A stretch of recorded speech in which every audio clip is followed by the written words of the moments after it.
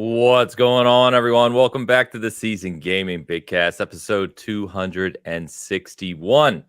We are back, and I am your host, Mr. Ainsley Bowden, joined by these two gentlemen you see before you. They know him as 20 Milligram Dan. How you doing, brother? Let's leave it at that, because that could mean a lot of things, But we all know what it I'm means. feeling pretty good this morning. Let's just say that, and ready to talk about some. You guys know what it means. Everybody knows what it means. All right. Anyway, yeah, I'm good. Pretty good.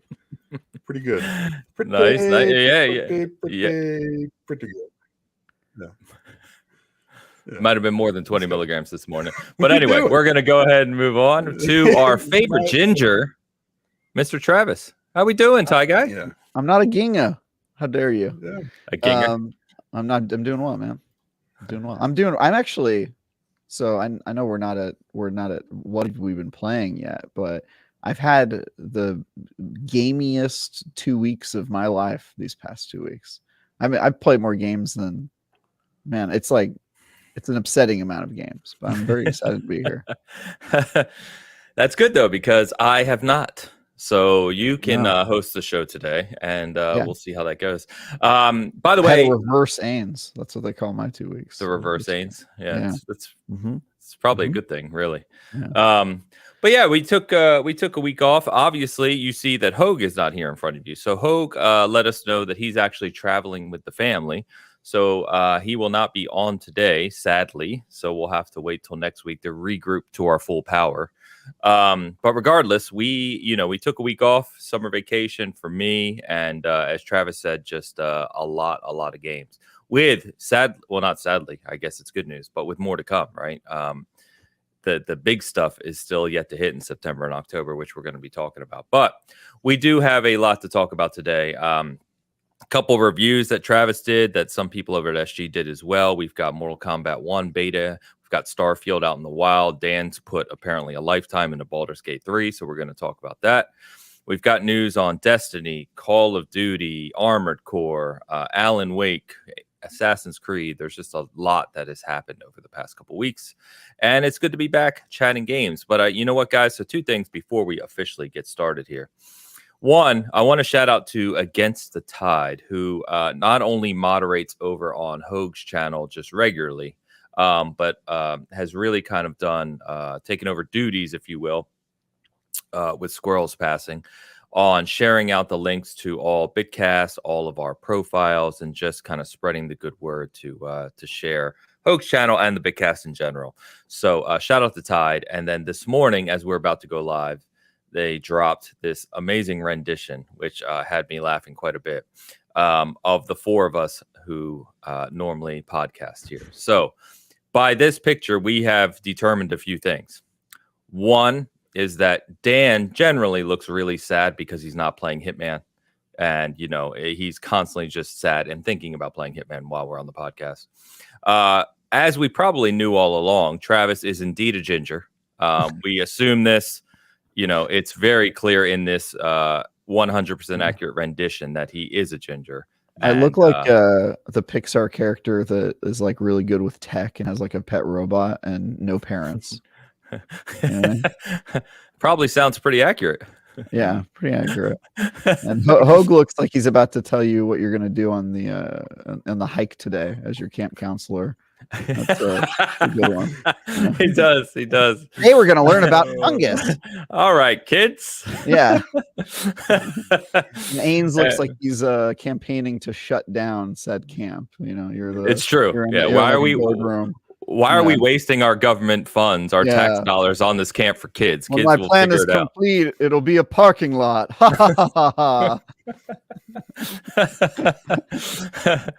Oh man, but this is brilliant. Thank you so much, Todd. I've saved that. That's going to be a regular thing in our DMs to have a laugh at. So, and of course, as Hoeg isn't here, and we ran for months without Hoeg for obvious reasons, we figured we might as well bring it back today because it's just so brilliant.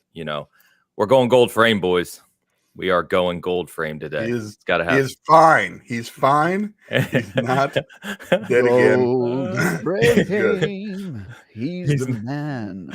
And with the Midas touch. The Oh, you gonna slightest serenade us? Yeah, he's breaking Yeah. out the 007 stuff. It's Let's gold go. frame. He's gold Let's- frame. That's his Gold that's frame. his, Gold that's his framer. Bond villain name. Gold frame. Oh, man. Rick Goldframe Hogue. Oh my god. Yeah, we've missed this. We were already off the rails, and we were having some laughs before we even got started. So it's good to be back, though. It has been a very weird 2 weeks for me. My cousin from England is here with his wife. We've had a great time. It's the first time they've ever been here, actually, not in the U.S., but to where I live. And You gotta be so disappointed. I mean, not to see you, but I mean, just in Kansas in general. I mean, just like no, we've been all over, and no, we've had a great time. So it's still Kansas. I live here, man. I know what's going on. It's nothing. It's nothing.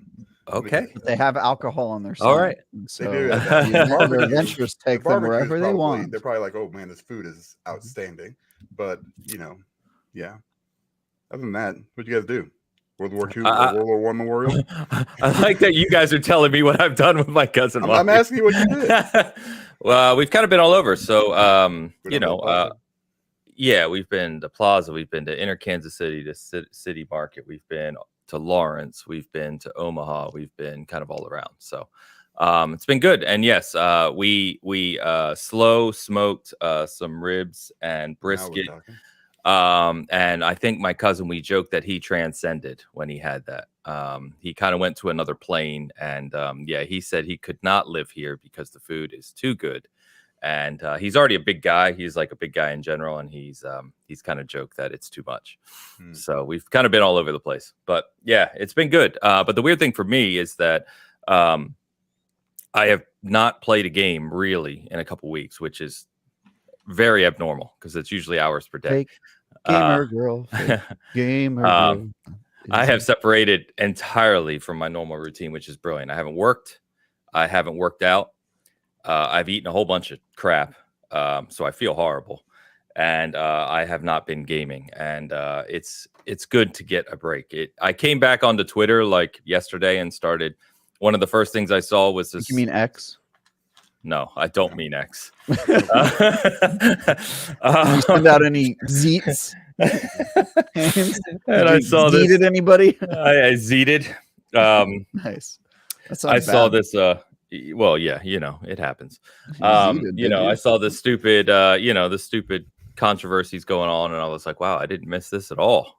Did you see that you're not allowed to post a tweet and not mention Xbox by name? It's pretty serious stuff, serious allegations going on Twitter.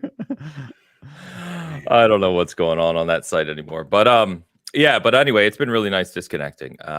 But I know that it's impending. So starting Wednesday, they head back to England, and I'll get back to normal routine. I'm kind of scared to go back to work, honestly, but otherwise, it's been good. It's been good. So I'm going to need you guys to talk about a lot of games we've been playing. And like I said, I know that Dan's got 1 million hours into Baldur's Gate 3, and Travis, you knocked out a couple of reviews.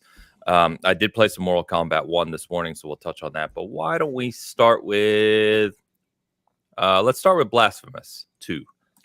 Blasphemous? It's a good game. Yeah, you reviewed it. What'd you give it? I gave it an 8 out of 10. Blasphemous 2. So I'm going to have to refresh my memory because I actually, the developer there finished that game like early. And so they gave press like that game like over a month ago. And I reviewed it back then and it just went live recently. So I'm going to have to refresh my memory. But if you played Blasphemous 1, Blasphemous 1 was very focused on like the combat part of a Castlevania type game, right? And this one definitely adds more like Metroidvania mechanics in terms of like platforming and puzzles and stuff like that you have to solve to get through levels, which is cool. It's still gross, super gross. If you played the first one, it's an extremely disturbing game on purpose. This one is definitely still that. It's a good time. I would say it doesn't really do much to like push forward the Metroidvania genre, but it does a very flattering rendition of said Metroidvania genre. So yeah, it's like just a good Metroidvania game. You go through it, you get to see really disturbing religious iconography, and that's the game. It's a good time. But yeah, I liked it a lot. Glad I had time to get through that game. Nice. So, It's good they give you such early access to it. Is that on Yeah. all platforms?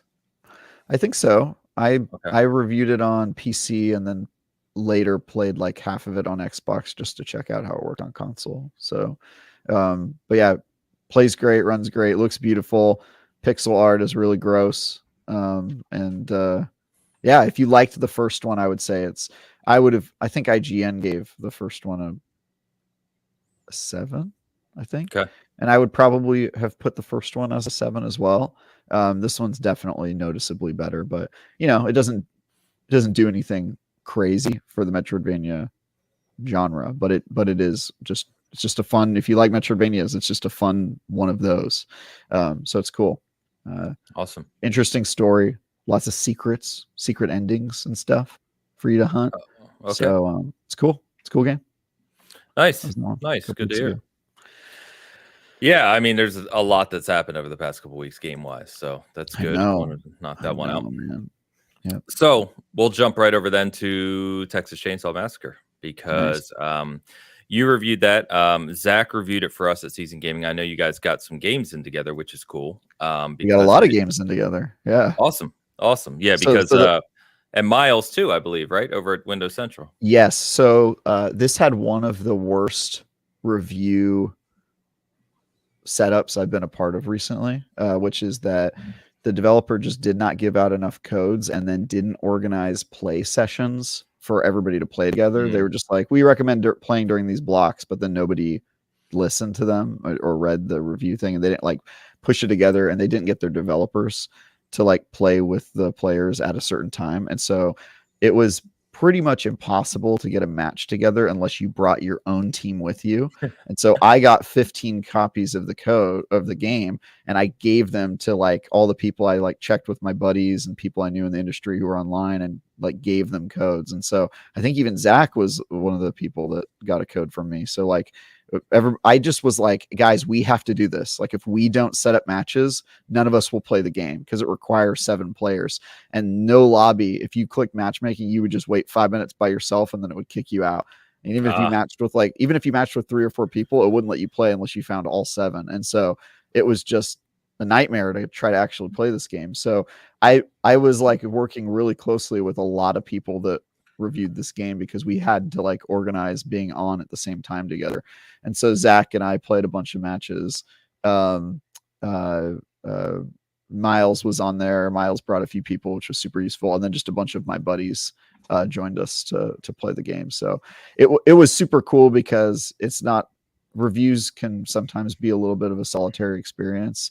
But it was nice to play with people. And shout out to Zach. He's super funny. Good guy, good reviewer. Yes. I don't remember what he ended up giving it for a score. I did read his review, but I just think I overlooked. Yeah, so I was actually just looking on Open Critic because if I recall correctly, I believe you came in a little lower. I believe he came in a little higher, and I think the median is in between you guys. Yeah, I think the median's like 70 or something, which doesn't surprise me. It's actually 78. That's higher than I would think. Yeah. So I believe, correct me if I'm wrong, you gave it a 6. I did. Yeah. Okay. Which IGN means okay. Zach gave it an 8. An 8. Okay. Which means like, remind me again. I don't remember what it means. Means kind of superb. We have odder names, not as direct names as you guys, but yes. Yeah. I get why he gave that score. I definitely don't have any beef with anybody who scored it somewhere between a 6 and 8. I come down on the harder side for a few reasons. One, I do think that it has a ton of potential, but it also has some pretty critical shortcomings. The main one that bothered me and kind of influenced my score is it's just pretty content light.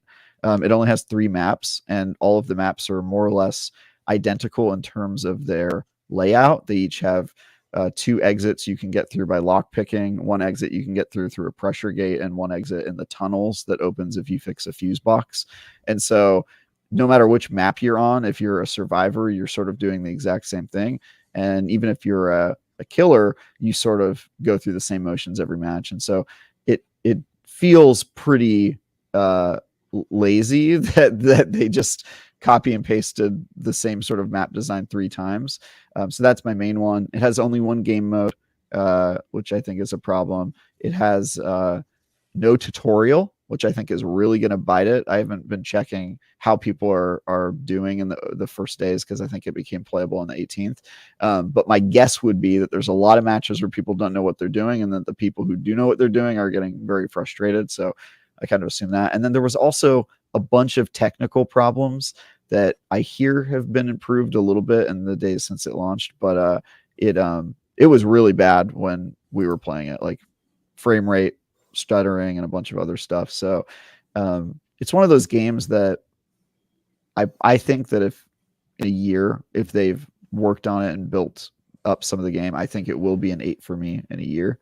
But right now, I just think that it's a little early, and there's some stuff I have qualms with. But in terms of like the core game of like what you're doing, the 3v4 mode and the balance and the fun of playing through the Texas Chainsaw Massacre scenario, it's fantastic. It's just a lot of fun. There's a ton of potential there. I have qualms with the game, the ecosystem around the game, but I think the gameplay and the like, we had good times. I loved being a victim, breaking out of my ropes and sneaking away like super quickly. The stealth in that game is great. You can be standing right in front of the players, and if you're standing fully still in like a field of sunflowers, they will not see you. They'll walk like right by you, even if they're running around in the sunflowers looking for you, which I think is really cool. And then playing as a killer is also super fun. Just like, if you're playing as Leatherface, you start off in the basement and you're just like chasing teenagers around trying to kill them, which is super funny. And then working with the killers has like a lot of strategy and stuff. It's just one of those games that's really complicated in terms of being good at it. You have to like know a bunch of things, and the game doesn't really teach you them. It offers a video library, an optional video library of like 40 videos that take like 45 minutes to watch all of them, and then no playable tutorial. And so if you don't know any of that stuff, if you don't watch it, you're going to get yelled at. People are going to be pissed at you for like, as a killer, leaving doors unlocked or not knowing how to use your powers or track down people. And then as a victim, you're going to be making a bunch of noise and screwing over your fellow victims by just being a scrub. Right. And so, that's always tough with asynchronous multiplayer games. They're kind of hard to explain, especially when you have people entering the game that are, just Call of Duty foreheads, not really knowing how to play an asym game. So, but that said, I had a lot of fun with it. 6 out of 10 means okay, which means there's a good game in there somewhere, but it comes with a lot of caveats, which is how I would describe the Texas Chainsaw Massacre. I think there's a lot of caveats of like, well, there's this problem and that problem and this problem. But if you're willing to look through all that, there's a really good game in there somewhere. And I do think in 6 months to a year, if they develop it more, make more maps for it and flesh it out a little bit, I do think it'll be a significantly better game. So had a lot of fun with that one. Cool. Yeah, I know we talked about it. Zach said he went kind of back and forth on the scores. The interesting thing is if you look at the Open Critic for it, it's kind of a study in what we've joked about, Travis, around game reviews, where it depends on how you weigh certain things in your review. Because literally there's PC Invasion gave it a 10, which sounds crazy to me. Whoa. And there's some 9s in there, but then there's also some like 4s and 5s. So it just goes to show you like how you weight certain things in a game and their importance to you, in a review. So yeah, the 4s don't surprise me. My guess is that those people had a really, really rough go of it with matchmaking during the review period, which I tried to remove that. I don't mention it at all in my review because I don't think it's a problem that players are actually going to experience. It was a problem with the way the review situation was handled, and that can be rough because sometimes it does influence like outcomes, but I don't think it should. I mean, you should probably try to put yourself in the shoes of a normal player, which is typically what I do. But I don't blame people for like being pissed off because the review period was like one of these guys, I just scrolled through OpenCritic right now. One of the guys who gave it a 5 out of 10. The first sentence that pops up when you look at his review is, "I easily spent more time sitting in lobbies and loading screens than actually in the game." Right. And I get why that person would be frustrated by it, but it's sort of a review problem. That's not a game. No average player is going to be like, "Oh, I was in lobbies all the time." Like, no, that was just because the publisher did a pretty bad job with the review handling. So they should have given more codes to more people, and they should have set up specific times for everybody to get on together to play. And the fact that they didn't do that just made for a really tough time. I would say Ains, like 99% of matches that I played during the review period, and I played over 20 hours worth of games, 99% of them were with people I knew. We would all hit matchmaking at the same time, and we would all 7 see each other. We would get matched with each other because there was no one else to match with. It was that bad. So imagine you're a single reviewer. You got one code from your outlet, and you don't know any of the other reviewers. That's what you're looking at. Like, it's pretty bad. So it's almost unreviewable. I mean, it's almost unreviewable, which I think is why some people probably gave it a bad score, kind of erroneously. But yeah. Okay. Yeah, it's interesting. We joke about that all the time, and you know, not to judge any PR companies or anything, but it is weird sometimes, at least from our perspective of how these things are handled. Like if you want coverage of your game and you want coverage of your game to be extensive, the way some things are delivered sometimes to outlets, especially small outlets, as we always talk about, is just bizarre. Like it's not conducive to a proper review or look at your game. So anyway, well, that's cool. So if you like horror, you know, check out TCM. As we said, you can read Travis's review. You can read Zach's review. They're both up, obviously. And, you know, Zach is, you can find all the info on that on our side, of course. You know what I would like to have given it a lower score for, if it were not petty? Making chainsaw 2 words. I feel like that deserves, you know, at least 1 point drop. But I understand that they were doing it based off the original 1974 film, which also made Chainsaw 2 words, which I will never understand why they did that. And also retroactively, every Texas Chainsaw movie after that has made Chainsaw 1 word, which is the correct way to do it. But I feel like there's a petty part of me that is very upset that they made it Texas Chainsaw Massacre. Does that bother anybody else? Does that bother you, Ains? No. It didn't until now, and I just looked at it, and now it's bothering me. So thanks for putting that in my eyes. I really, as soon as I saw it, I was like, all right, so it's chainsaw. Wait, let me read that again. Chainsaw? That can't be right. And then I looked up. I was like, was the original movie, did the original movie call it Chainsaw? And I looked it up, and it did. And the sequels, all of the sequels and the reboots have made Chainsaw 1 word, but the original called it Chainsaw, and this game is very much based off of the original movie. So I think they did it. There was a stylistic decision, even though that is not the correct way to spell that word. It's a compound word, y'all. Chainsaw. Anyway. All right.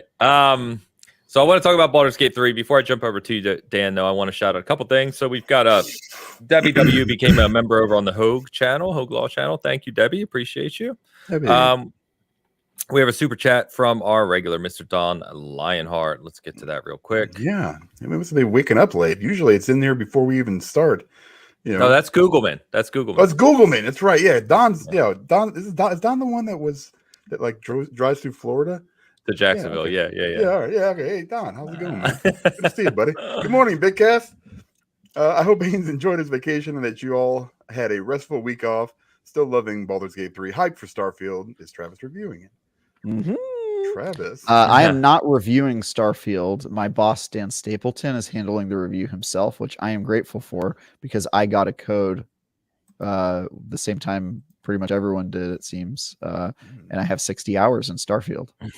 How is that possible? We cannot talk about it. So I saw some comments like talk about Starfield. It cannot be talked about. I cannot talk about it. I can't tell you anything, but I can say that I'm playing it and I've played 60 hours, and that's all you'll get out of me, unfortunately.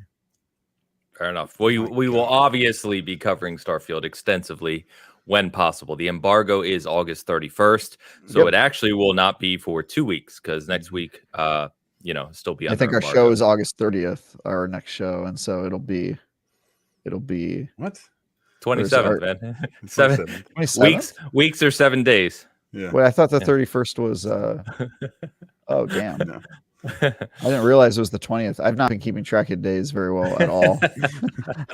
Literally, since I got my Starfield code, I've just been Literally it's since you I've been saw gone. that chain Bye, and guys. ball were two separate words. I'm That gone. was it. I another game that I can't talk about yet that I would like to is yesterday I finished Trine 5. Have you guys played any of the Trine games? I have Never heard of not. it. No, You haven't played any of them? I haven't played any of them. I know Oh, what wow. game you're Trine? talking about, but I haven't played it. Trine.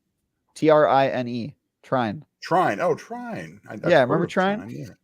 Yeah, You've heard of I thought- Trine? Oh yeah, I've never played Trine. Wow. He's like, you guys haven't he's like, played it? Trine? Never heard of it. Trine? And then Yeah. you just said I thought you Trine. said- He's like, oh, Trine. I thought you said Yeah. Trying. You know, I thought it was just like a weird San Yeah. Francisco dialect. That's sorry. what that's actually what I called it when my friends were Trine. trying to play it because they were so bad. I was like, you're trying. Yeah. You're trying 5. That's what I heard. Anyway, yeah, Trine 5, Clockwork Conspiracy is my next review, Don Lionheart. So Cool. kind of the offset of I was the understudy to review Starfield. So if Dan wasn't going to be able to do it, I think I probably would have been able to, which I'm kind of glad he's doing it because that's goblin mode for 2 weeks. You know what I mean? Like that's like a huge review and I don't have to do that, which is awesome. And secondly, I get to review a bunch of smaller games. So I'm reviewing Trine 5. I finished the game yesterday. I'm writing the review today. So my review on Trine will be live sometime next week, I assume. I don't know when the embargo is, but I'll be able to talk about it whenever that goes live. And then I'm also reviewing Lies of P and Lords of the Fallen. Whoa. So you're going to review both of those? I'm gonna review both of those. Yeah, they're like a week and a half apart. So yeah, I'm gonna get to play both of those, and then I'm also making a whole bunch of guides for IGN when Starfield comes out, when the embargo lifts on the 31st. We're gonna have a ton of guides. I don't even think I can mention what the guides are about, but needless to say, Starfield is a big game, and there's a lot of stuff about it that will be have a learning curve for players, and I'm making a lot of those videos so that players have answers to the questions that they have. So yeah, it's cool, man. I'm obviously reviewing huge prestige games is awesome, but I'm kind of glad I'm not reviewing this one. And the games that I get to review in its place are great. I get to review 3 games that I wouldn't have reviewed if I was doing Starfield. So kind of cool.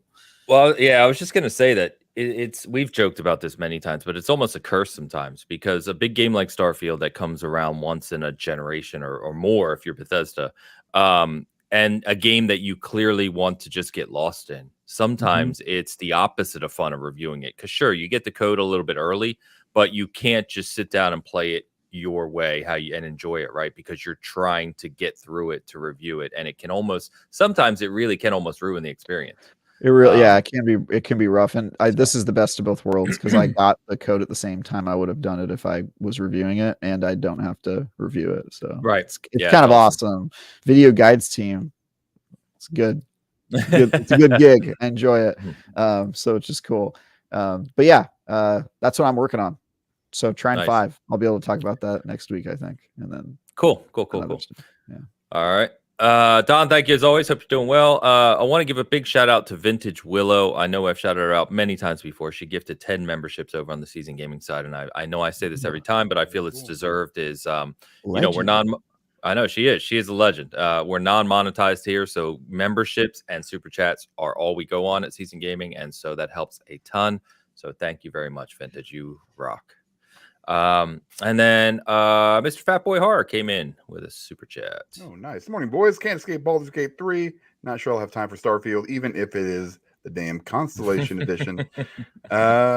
Yes, that's where I'm at right now because I don't know what I'm gonna do here in a couple of weeks. So let's jump to that. And yeah, I'm the same. I got Constellation Edition coming. I got the damn Vasco robot coming.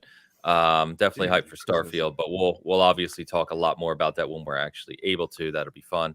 Fat Boy, hope you're doing well. Thank you for the super chat. Appreciate it. Also, I just would like to announce at this juncture that in the 5 days I had between Texas Chainsaw and Starfield codes coming in, I completed a whole bunch of games all at the same time, including Cyberpunk. Is this where I'm Oh, you supposed to finished say it? touch? Is this where I'm supposed to say touch grass?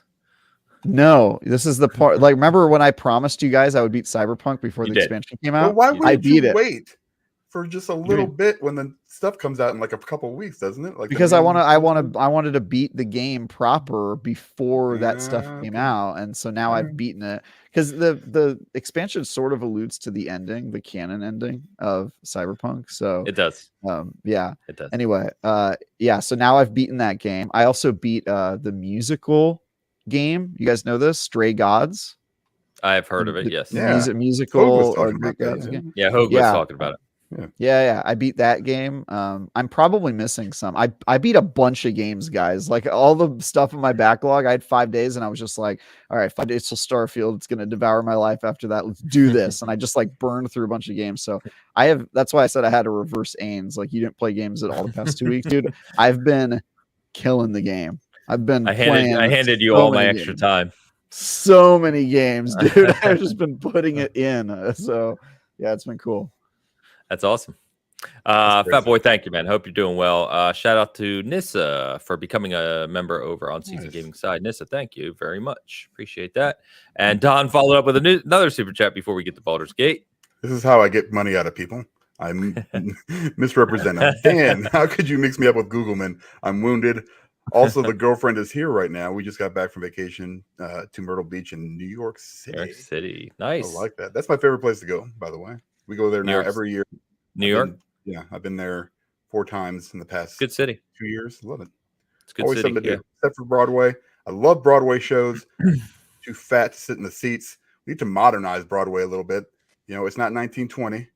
People, all right. People don't, they're not 20 pounds and trying to fit in this little tiny narrow thing. I got to sit over there in the, in a chair, next to my wife at the end of the row. It's embarrassing. It's embarrassing. Just modernize. People want to, fat people like musicals too. That's all I'm saying. But it's great. Good city. Good city. Good New York food. is a good city. Myrtle Beach. I actually grew up part of the time in Myrtle Beach. It's where my mom lives. Myrtle Beach is cool, although Nice. it's very touristy. Thanks, Don. Appreciate you. Let's move over to Baldur's Gate. Dan, you said I obviously haven't played any more of it. Like I said, Travis has played every game that's been created in the past 3 Yes. months. Dan, you said I think you have 100 and how many hours in Baldur's Gate since we 30. last talked? 130 hours. Yeah, I don't have Which is- that. I haven't put up those numbers, but I'm probably like 50 hours into Baldur's Gate. I might be See, but- lowballing it. I've put quite a few, but So it's been 2 weeks since we talked, right? 2 weeks. At that time, correct me if I'm wrong, I think I'm at like 12 hours or something like that, 15 hours, something. Dan, you were less than me, I think. I was at 0 hours because I hadn't even got the game yet. Perfect. So in 2 weeks' time, keeping in mind that a full-time job is 40 hours a week, you have put 130 hours into the game. Yes. Right. That is correct. so you're at Baldur's Gate then, because you get there in Act 3, right? Yeah, that's Act 3. Yeah. So Hey, no spoilers. No spoilers. well, I mean, Every the game's Baldur's called game, Baldur's you get to Gate. Baldur's Gate late, Well, yeah. Yeah. Yeah. But I mean, that's all I'll say. Yeah. So it's kind of deceptive because this is a very, very, very slow game. Yes. It's very, very slow. Like I don't know, that 132 hours doesn't seem like 132 hours because I mean, I don't think I've done as much as, like, if I played, for example, Horizon Forbidden West, I feel like I've accomplished a lot Yeah. more. 130 have- is like you did a completionist run already. You know what I mean? Right. Like this Yeah. is 130 hours in Baldur's Gate 3 is like you just cleared your throat in that game pretty Yes. much. You Like, know, I feel like I missed so much stuff. I don't know if I've ever played a game like this intense or as complex as it is. Dense. Dense Dense. is usually a good word. Yeah, I mean, that's for sure. I mean, there's times where I'm kind of going backwards around and I just like talk to a random person. Next thing I know, there's a side quest opens up. Like I mean, there's no way that you would, it's just NPCs. Just random NPCs that you could just completely walk by, and you normally would because they're just like over there blabbering about nothing. Hey, my carrots are rotten or something, and then you're like, you go over there, and then all of a sudden you're hunting down, thieves because they stole the cabbage. It's just weird, and it's fantastic, and I think they've done a really good job. I mean, I'm not a D&D player, but if this is what D&D is like, you know, as far as, you know, just telling the stories, and you have, you know, I'm assuming you need a good DM or GM or whatever they call them. I don't know. I don't know anything about D&D. I was more of a Vampire the Masquerade guy myself. What was your question? What? What was your question? No, I was basically saying. Yeah, I'm just saying. I mean, if this is Yeah. what D&D is like as far as like storytelling and stuff like that, and the different. It can be. D&D is not known for its story. Its rules are more made for dungeon crawling, and if you want a story, you have to shoehorn it in. But there are lots of tabletop RPGs that put the story front and center, and the potential is, you know, you want a video game that never ends, where you get to keep your characters and keep telling stories. And I mean, that's the beauty of a tabletop RPG, except for with games like Baldur's Gate 3, they only give you like 5 options, right? You make a dialogue choice and you have like 5 different options. In a tabletop RPG, it's obviously even less limited because you could, you know, make your own thing. But I do think that this game does a really good job of like condensing that experience of playing a tabletop RPG into a game, and I think that's why it's crushing it, because it appeals to tabletop people. It appeals to people who have never played a tabletop game, but they get the idea, right, of getting to kind of create your own adventure. It's cool. Yeah, it's really cool. I will tell you guys, now a few weeks post-release, as critic reviews are finally kind of releasing, there's 57 critic reviews on Baldur's Gate 3 now. It is sitting at a 96 on OpenCritic with 100% recommendation. How you feeling, Ains? I'm not feeling too good. No, not feeling too good. Yeah, no. No. It's definitely going to be on the Game of the Year list. Yeah, so this wasn't on yours, right? You're the outlier. I'm the only one of the 4 that did not put this on the Game of the Year list. To be fair, I'm starting to feel that way about Diablo, because, as you know, my predictions were based off of what I thought the critics that get to vote on the Game of the Year would do, and I'm starting to see some of those critics that I know are on the panel, including Ryan McCaffrey, say that Diablo 4 was his Game of the Year right now, and I'm like, damn it, because that means it's probably going to end up there, because I mean, Ryan McCaffrey is on that voter panel. I think he gets picked every year, and he's going to nominate that game. Like, it's going to be on the list, and so. I think Diablo will be on the list too, but then again, it's the same thing. It's like, all right, let's assume Diablo and Baldur's Gate are on there, and let's also assume they only go with 6 at the VGAs like they usually do. I don't think they will. That's crazy. That's impossible at this point. How could they possibly pick just 6 games for Game of the Year? I don't know. Hogwarts Legacy came out this year. I mean, it's not. I know. That was my Game of the Year up until now. I saw some pics of that the other day, and I was like, yeah, that came out in February. Damn it, that's a brilliant game. Baldur's Gate replaced it, Dan? Yeah. Look at that. For sure. Not even close. Yeah. It was Diablo. This game transcends pretty much anything. I like Diablo, and I've always loved Diablo, actually.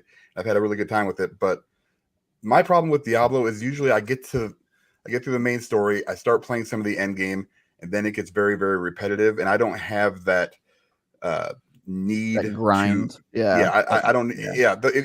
I don't really have down either. So much, like the leveling, and it was just too much grinding for me, and I got to the point I was probably level 60 or 70. I was just like, this is boring the hell out of me, because I'm doing the same thing basically over and over and over and over again, and I don't need, I'm not that ARPG guy that needs to have those those specific builds and that specific gear and stuff like that. I do enjoy that to a certain extent, and then there's a cap, and then as soon as I hit that cap, I'm like, all right, I feel pretty good about myself. I don't play with anybody else either, so I that might be part of it. But I still loved it, and I still think it should be probably nominated for Game of the Year. Yeah, your only hope, Ains, is if Baldur Gate doesn't count because it's an early access game. I was just thinking about that. I think it will count. I think it'll count. I think it'll count. But in the past, they've snubbed games for being early access and not gotten them on there. So I think they've also put remakes on there, though. I mean, you can't really go both ways. You know, But there was a remake this year, Resident Evil 4, that could also end up on that list. yeah, for sure. Which I think I put on there. Yeah. I don't know about And I think that's going to be buried names. I don't think you have a chance on that one either. I mean, if they choose 6, Resident Evil's an easy cut. I mean, it's a remake. Who cares? You know what I mean? Just cut it. Yeah. Yeah. I mean, at this point, I don't think Starfield or not Starfield, but Spider-Man 2 was the other one that I was looking forward to this year. I'm not sure. I mean, it would have to do something really spectacular, and I'm a huge Spider-Man fan. So I don't know, man. So the interesting thing, I'm looking back at our bet, by the way. Yeah, so I don't have Baldur's Gate 3, and I think the interesting one for Travis is Dave the Diver, right? Because we have to see. That's the interesting one for Travis. The interesting one for Hoeg is he has Sea of Stars. I don't think Sea of Stars makes it. I don't think it. I think it's going to be a fantastic game that's loved, but I don't think it makes this list. This list either, yeah, and then I'm actually the only one. I'm trying to look at this. Sorry, because I'm the only one that has Resident Evil 4 on the list. That's said. I don't think so. That said, that I need that because that'll cancel out Baldur's Gate. Right? If RE4 is on there, then I win back my one versus you guys. Yeah, but if both of them are wrong, if it's not, then I'm screwed. Yeah, then I'm screwed. Yeah. All I have to do is not be last. Did we all put Starfield on our list as well? We all put Tears of the Kingdom, and we all put Starfield. Yeah. That is the only two that we all 4 have. I mean, that's good. It's got some variety to it, but I don't think I'm gonna win. I don't think Ames is gonna win. I think Hoeg is in the same position I'm in, where he put an outlier that's probably not gonna be on there. I think Dan has the best chance now. Dan has the best chance because I also didn't put Diablo 4. That's gonna screw me over. Yeah, and the only thing that's interesting now, looking back, if you think again about the grandiose scope, does Final Fantasy 16 make it? No, not even close. So Dan. Oh God, I'm screwed if that doesn't make it too, because I have it as well. You have Final Fantasy? Oh my God, you're screwed. No way, dude. If there's only 6, gem. That's a Jeff only King 6. Shoe-in. Doesn't matter. If there are only 6 games, Dan, no problem. Really? What do I have? I got Final Fantasy 16, Starfield, Diablo 4, Baldur's Gate 3. I put Spider-Man. And Tears of the Kingdom. Yeah. Spider-Man 2. I think you have the strongest list. Yeah, I think you have the strongest list, but I think Final Fantasy 16 is a mistake. I don't think it'll win, but I think it'll be on there for sure. I'm in trouble, guys. I'm in trouble. If there's only 6. I don't even think it makes the list. But I think we're in for a surprise. I think this year there's going to be 10, 12. You know what I think could sneak on there? Like Alan Wake 2, if it's really, really good. Oh, dude, Alan Wake 2, I hope it gets nominated. I hope I'm wrong about that one, because that would be amazing. Well, again, think of all the games we haven't even gotten to yet that haven't released. Yeah. You know what I mean? There's so many good games. Armored Core 6 comes out next week. With an act of faith. We don't know. You know what I mean? That was just completely perspective. We could all be wrong about that. Yeah. Yeah. Well, that's... Yeah, I mean, if we're all wrong, though, it doesn't really matter. That's a blood pact. Yeah, that's like Tears of the Kingdom and Starfield cancel each other out. Basically, we have a best of 4 is what we're down to. So, beautiful. Anyway, it's gonna be funny. I'm a little nervous. I got to be honest. So, yeah, your list is not looking good. You got two that are probably almost certainly not going to be on there, and then one that maybe won't be. That's not. I mean, I would be nervous if I were you. I think you have the weakest position, but I think Dan's probably going to win. Resident Evil 4, man. I don't know. It's a 94 on it's a Meta. Good game, but I just think this is not a year where you celebrate remakes. This is a year where there's so many new IPs and new ideas out there. Silk Song is coming out this year, I think, as well. Isn't that game coming out? I mean, oh God, I don't know. Yeah. Like if I would have thought about that, I would have put that on my list too, because I think Silk Song is a shoe-in. I think that will be that was the one that will come back and change our list for, though. Yeah, we did say that. Yeah, we said that. And I would replace Dave the Diver with Silk Song. That would then my list would be amazing. Yeah. Sure. All right. If Silk Song releases it, at least I have one mulligan. I can pull one off. You can pull. What's your weakest one? Probably Resident Evil 4. Yeah, that's the one I would get off. Which is crazy to say. It's crazy. Yeah, it's crazy to say. No, it's not. It shouldn't. A remake should never be nominated. I agree with that. Never. They're boring. That's old shit. I'm It's not old disagreeing game. with you, but just Yeah. they are. I get Right? what you're saying. They do You got to get play nominated. within the rules of the game. Yeah. Yeah, exactly. No, you're right. You're right. Well, anyway, real quick, I don't know if I'm the only one that has checked this out or not, but Mortal Kombat 1, anyone, you guys playing it? Hey, I wanted before we get off of Baldur's Gate Oh, 3, yeah, I wanted yeah. to ask you guys a question because we didn't get to talk about it, I guess. There was a developer, who Okay. said he tweeted out something about Baldur's Gate 3 shouldn't be held up Shouldn't as raise the standard. Yeah. raise the standard through RPG. I was just kind of curious as to what you guys thought about I don't that know what you statement. guys are referring to. Okay, I Okay, think I so got it. I Hold can on. explain this because IGN got Destin Legary Yeah, specifically, yeah. my Plus, friend at that IGN. too. This He is got what in the hot original water tweet for said. I'll give making you a this. video about it. Yeah, like a lot of people, I'm deeply excited about. This is Zalevi. I can't even say it. Zalavier Nelson Jr. At Rit Nelson on Twitter, X, whatever you want to call it. Like a lot of people, I'm deeply excited about what the lovely folks at Larian accomplished with Baldur's Gate 3, but I want to gently, preemptively push back against players taking that excitement and using it to apply criticism or a raised standard to RPGs going forward.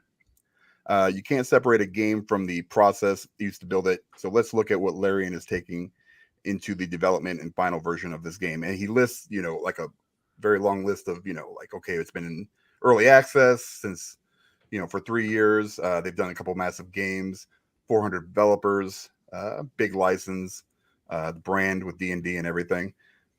So basically, he's got a little TLDR here. In an era of mega games, Baldur's Gate 3 is one of the largest attempted, built by a specialized group of people using mature tech, specially built to make this very specific game, reinforced by invaluable mass player feedback and market validation ahead of its launch. And he says this is not the new baseline for RPGs. This is an anomaly. So, and people got upset about this. Yep. Like, why wouldn't you say, okay, this is what the standards should be? Not necessarily. And I see where he's coming from too, but I was just kind of curious what you guys thought about it. My thinking, so I disagree with this guy pretty strongly. And for the record, so do other developers. I think it's important to mention that there were other developers who quote tweeted at that guy or quote zeeted at him and said like, hey, I disagree. And I think lots of developers probably do not share that sentiment. But I think the reason it caught fire is because it was kind of a divisive opinion to have that this doesn't raise the standard. He said one thing in there that you mentioned, Dan, which was you can't separate a game from the process used to create it.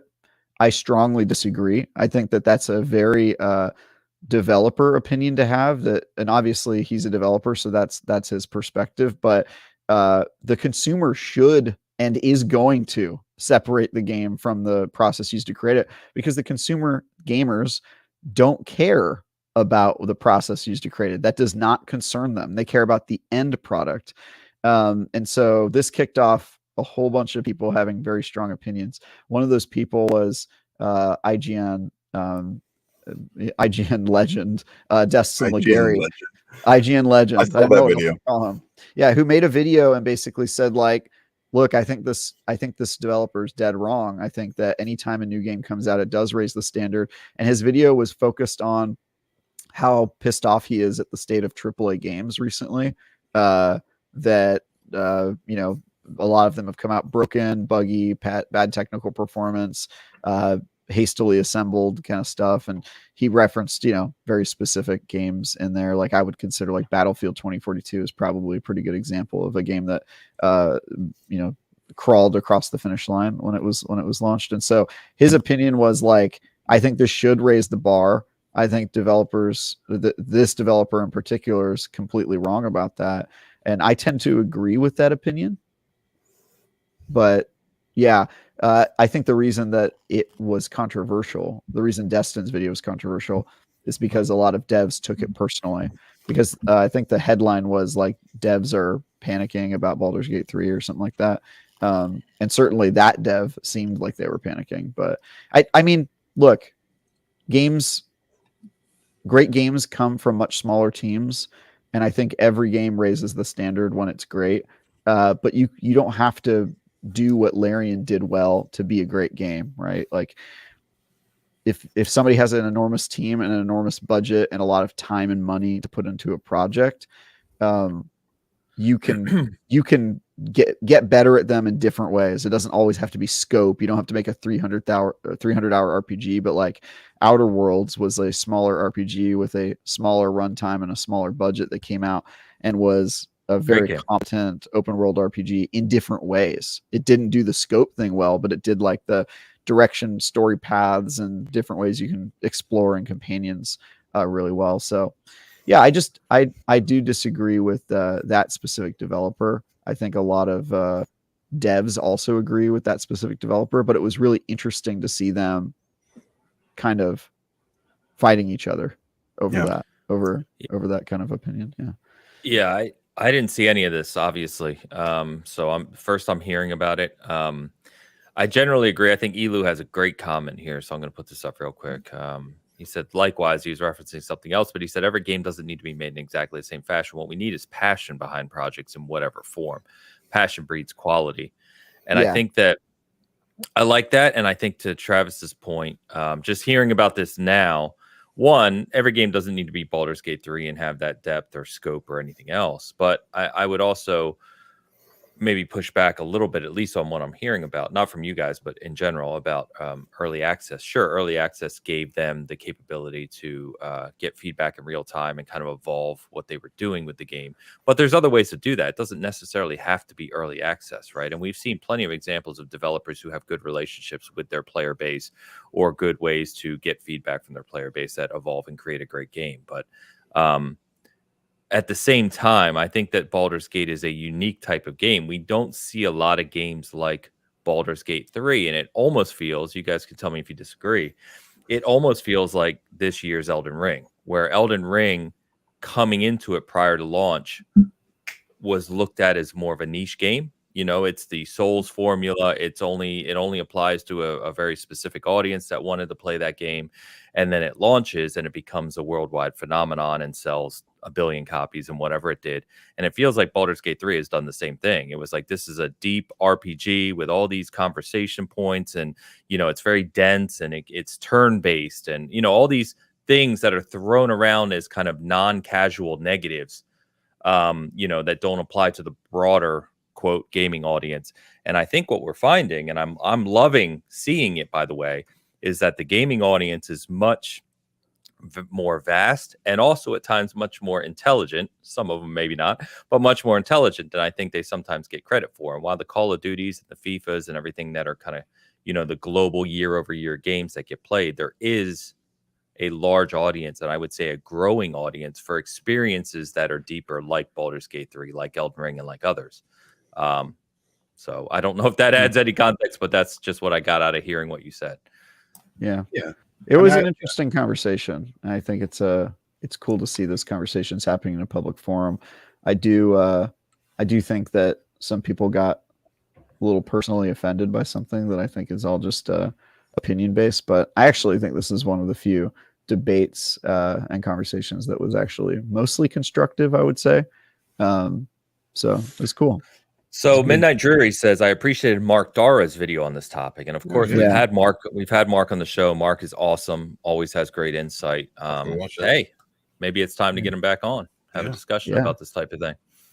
I mean, when I saw it, I mean, and people need to realize that, you know, Baldur's Gate 3, as great as it is and as well done as, you know, it is, I mean, you can definitely tell what was live in early access. Act 1 is amazing. Act 2 and 3, especially Act 3, you're starting to get into a lot of problems that, you know, that weren't play tested nearly as thoroughly as, you know, Act 1. So, and more bugs and stuff. Yeah. So many more bugs. And also, don't play this on a Steam Deck that is docked to your giant TV. It's not the best experience. However, I couldn't wait. FOMO got me. I will also be playing this on PlayStation 5 in a couple weeks. So, yeah, it's going to be, it's for sure my game of the year now. I'm glad you guys, you know, that was good talk. I enjoyed, you know, kind of. I'll have to look it up because I Yeah, you'll see a whole bunch of very strong opinions. Very strong opinions. Yeah, so I think people kind of got a little taken away on this one because I kind of just saw it as like good, healthy conversation between people who play games and people who make games. And while I do think that the developer conversation is super interesting, I think that there's sort of like 2 points being made and they're talking past each other a little bit, right? Like the consumer point is that good games should raise the bar. AAA games we should expect this level of quality from them. And I agree with that. there was a certain kind of like pushback on what the developer was saying, which, you know, as a consumer who sort of agrees that the games always raise the bar. I mean, we talk about this all the time, is that, you know, games don't exist in a vacuum. You can't say, oh, well, grade my review, grade my game as if this other game that did everything better doesn't exist. You know what I mean? That's just not an option. No, peer titles have to be considered. Exactly. And I think the argument that like, oh, this game had a large budget, so don't hold that against other games. It's like, dude, gamers don't care about what your budget is. They care about if your game is good.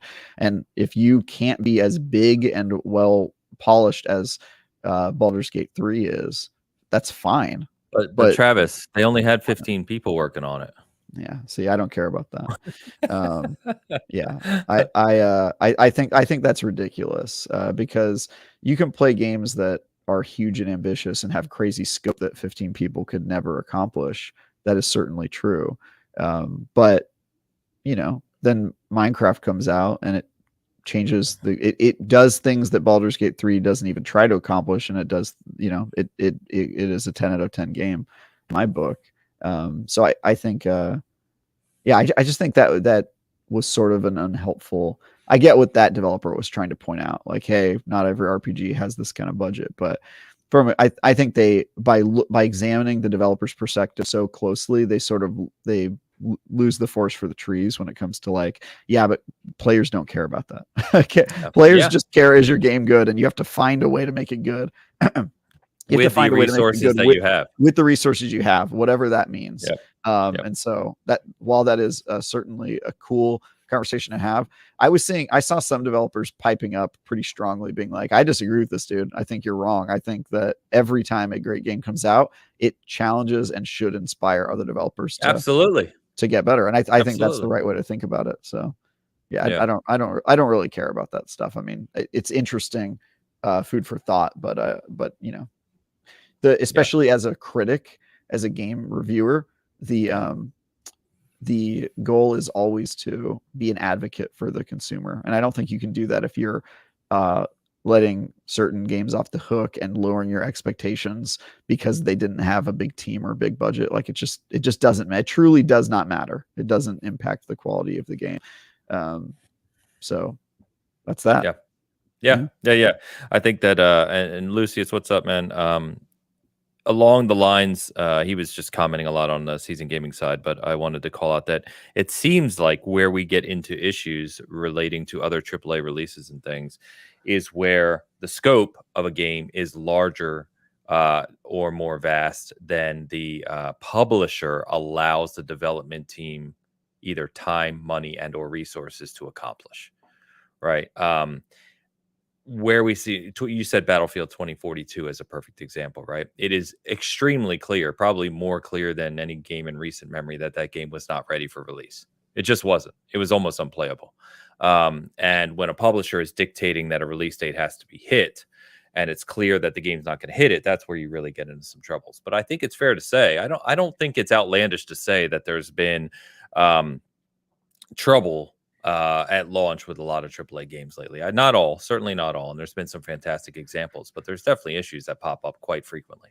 So, yeah. And I think that kicked off the second prong of this argument, because there was the first argument that was somewhat between developers, and I think players saw it and were like, whoa, I don't like the way this guy's talking about things, that I shouldn't increase my expectations for games, which maybe is kind of an unhelpful thing. But the second prong of the conversation was, in a time where lots of AAA games are coming out with microtransactions and buggy releases and technical issues and all that, Baldur's Gate 3 comes out and it is like blowing players away, and we should get back to that, I think was the argument. So that was sort of a separate conversation in my mind. I think they were talking past each other, but yeah.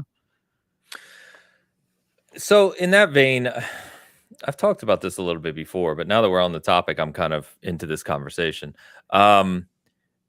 We've seen many examples, countless examples of a major publisher, right? I'm not going to name anyone, but major publisher saying this game has this release date. It may get delayed a couple times, but eventually there is a line that a publisher will draw and say the game has to release X, right, by this date. Yeah. And the game releases, it's not in great shape. It gets panned on social media and in reviews, and it quickly disappears into oblivion. Let's pull out our old favorite on this one, Anthem, right? Yeah. So you look at an example like that and you say what we still to this day say what Anthem could have been, right? If they just gave that team more time to do what they needed to do. At this point, when you see successes like, again, I'll circle back to Elden Ring, I'll circle back to Hogwarts Legacy was a game that was delayed for years. And landed and blew, the sales in that game were supposedly through the roof. Now Baldur's Gate 3, you start to see all these games that do get delayed and or take extra time to develop, years in some cases. But then they release, they are widely celebrated, and they continue to sell and blow people away for years to come. There has to be, I just have to assume, I don't have any hard numbers here, but I have to assume that there is a case to be made that the delays are worth it, regardless of your fiscal reporting, regardless of the expectations. There has to be a case made that it makes more financial sense at some point to take the hit early so that you can take the longevity and sales success I long think that's term. true with certain games, because there at some point, like if you ask creatives, like when's the perfect time to release your game, they would say like never. You know what I mean? Like Sure, you're always you evolving. you have to give them some deadline, or they'll just keep perfecting it and never be finished with it. So I think there's a give and take. I just think to your point, like the take has been a little bit too high in some of these. Like you shouldn't take when the game doesn't work. Right. Like Yeah. that's not the point in time where I think watching some of the documentaries about how games get made recently, like the one on Psychonauts 2, you see that there's like a scope bloat that happens because Yes. creatives just keep coming up with new ideas and they want to put more and more stuff in the game. And somebody has to be there to be like, guys, no, like this is the game. You have to fit it in this box in this time frame, or else the game will never get done. I think there's a middle ground there between Sure. get as much time as you want and enough time to finish the game. And I also think it depends how far the game is from finished. Like a game like a publisher like Microsoft certainly could have held off Redfall until it was a better game, right? But where you're talking years of development. If you're a middle publisher and you can't afford 2 to 3 more years to make Redfall a good game, sometimes you kind of just got to cut your losses, put the game out and move on to the next project, or don't put the game out at all. If it's that bad, if it's really that bad, then you just cancel the game and you move on to whatever new idea you have.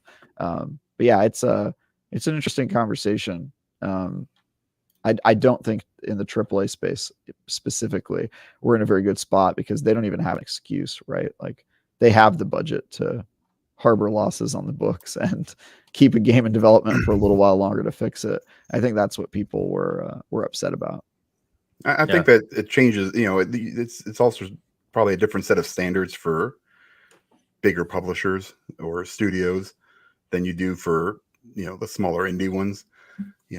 But we've also seen probably within the last 5 years a lot of these big indie studios just come out with humongous hits, and well done games. As much as I dislike Hades, you can argue that it was nominated for Game of the Year. It was people loved that game, and I understand. And it was a well done game. But I'm always somebody. I set my expectations pretty high, and I buy less now, I think, than I did before, and I want that quality there, and I think we've seen, it's just kind of all over the place. Hogwarts Legacy I was excited for, but I never expected it to be as good as it was when it launched. Baldur's Gate 3 I was super excited for. It's way more than I expected it to be. But I don't know, man. It's I can see both sides, and I think I'm fine with like people delaying games if it's going to make it better, But if you delay it, let's take Cyberpunk for example, 20 times or whatever they did. It's a little bit hyperbolic, but they delayed it so many times, and it still came out with some pretty big issues. For whatever reason. So, I mean, and that was one of those games, I think even like a long time ago, I tweeted, I was like, if like Pong was my first game, my alpha, then this is going to be my omega, this could be the game that just is done, that's it for me. I'm just going to leave gaming. I'm going to be good. This is going to, and then I got it and I was like, damn, this is not what I was, but it's still good. It was still a good game. I just, there were so many issues and stuff.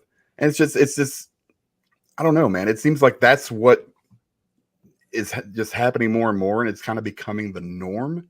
And I think that's bad, but, I'm not a developer.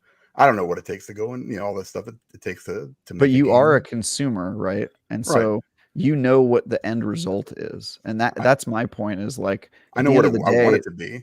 Exactly. At the end of the day, all of the developer problems are not your problem, right? And that might feel like a cold way to look at it, but if you're trying to be an advocate for players, that's the way you have to look at it. That's the way I look at it when I do reviews, because you're answering the question, is this game good? Right? Not, is it good for the number of people that made it and for the budget? Like that 100%. Stuff does not matter if you're a player. And so I understand the frustration from players because they don't know what's happening. They just know that they pay $70 from a game and what they get doesn't feel like a good transaction to them. And that's really all you need to know, right? If they don't like what they're getting, then they get a game like Baldur's Gate that comes out and they love that, then it's, of course, they're going to say, hey, look, I want more games to be at this level of quality, or I want them to be this level of polish, or I want them to do early access because clearly that helped the game or whatever. That's unavoidable. Player expectation is going to evolve no matter what. You can't control that. Mm-hmm. Yeah, and I think it's a funny place we get into with the game industry in general, right? Because I think oftentimes if you go to see a movie, you're not going into the movie thinking, well, this movie got delayed a bit, it changed directors, I'll be more forgiving because it had issues behind the scenes. You just care if the movie's good or a music album's good or any other form, any to Travis's point, basically anything you buy. You don't care how the sausage was made, just if the sausage tastes good. Yep. And well, I mean, some people care about how it's made, but those people are annoying and not. You know what I mean, though. Yeah, they're not fun at parties. They'll talk to you about. Did you know the sausage was made? And you're just like, oh God, please stop coming to these things. It wasn't literal. It was not literal. But interestingly, that parallel exists in games too, because there's people that'll do that, right? They'll be like, oh, well, it was made by EA, so you can't have fun while playing it because they're evil. You know what I mean?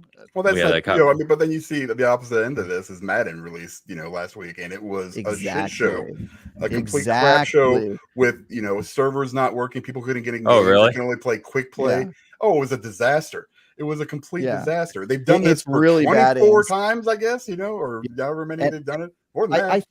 I think that's the headline here, right? Like, I think devs were having a very different discussion amongst themselves, and players saw that discussion and they took it one way. But like from the player perspective, the headline is there's something happening in game releases that we really don't like, and we want Baldur's Gate to be an example of how you put out a game. That's really all it comes down to. And I get that some devs are saying, well, they had more time, they had more budget, blah, blah, blah. That's all fine. I don't think anybody is saying stop making the game you're making and make it more like Baldur's Gate. They're talking about the quality, right? That's what they're talking about. They're talking about, I want a game that feels the same way that I felt when I played Baldur's Gate, which is that I played it and everything worked and I felt good about my purchase. That's what they're saying. I think devs are having a separate conversation, which is why I think they were talking past each other a little bit. But yeah, I mean, that's a great point, Dan. Like Madden came out this week. It's a $70 game. Is terrible. It's it's a very, very bad game. I'm not even reviewing it, but like the little I've played, I'm like, dude, this is This is The problem, unforgivably it was bad. $100 for early right. access. $100 for to early get access. Hey, Yeah. can I get tell on you there, something? man. Yeah. I looked at the because I look at this all the time. The Xbox Live most played games. I looked at this morning. Madden. You know how there's different editions on Xbox that show up. Yeah. All 3 of Madden 24 are in the top 20 played. Of course they are. Yeah. Those games sell, dude. They move units. Yeah.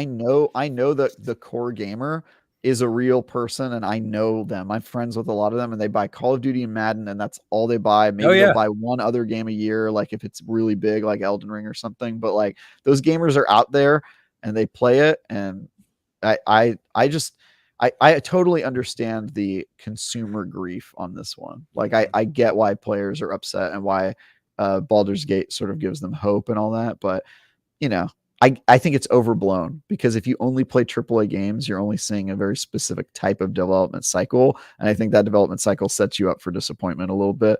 If you play lots of games, then you don't really see that same narrative in people that play lots of games, where they're like, oh, the industry's in trouble. So many games come out that are broken. Like nobody who plays lots of games thinks that.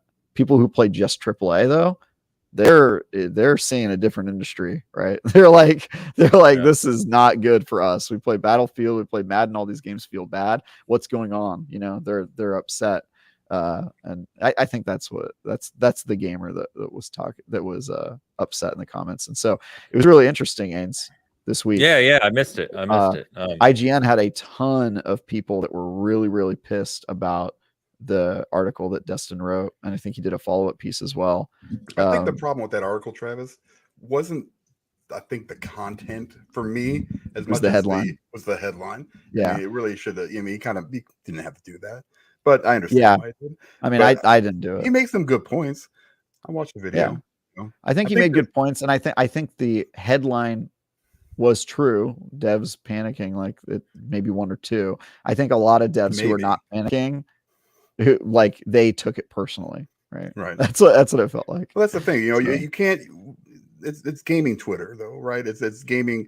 Yeah. One thing happens, one guy does something, and I saw it. You know, we saw it yesterday. The Starfield thing. With the Starfield thing, one guy said something. The entire Xbox fan base lost their crap, and everything. Yeah. All of a sudden, it's just like, listen, it's one guy, right? You basically, it's one guy with a bad opinion. His little tiny match. Yeah. Instead of just extinguishing it and not giving it, you know, just terrible opinion, by the way. We're seeing a lot of those. It was also like IGN also got in trouble this week for posting an article and not mentioning Xbox by name in the tweet headline. Like the things that that people are getting upset about, it never ceases to amaze me. It's very. I'll tell you what. I gotta be 100% with Dan on this one. It's nice when you're not paying attention to any of it. Yeah, I know, right? No, 100% is. And here's the thing. I'm one of those guys where nothing bothers me. So I get that some people internalize and feel terrible after they see people on the internet being idiots, but literally I just, it's water off a duck's back with me. Like I see it and I go, that's a dumb opinion. Anyway, what next? You know what I mean? Like it doesn't bother me. I don't get involved in it. I just go, oh, that's just a really stupid opinion.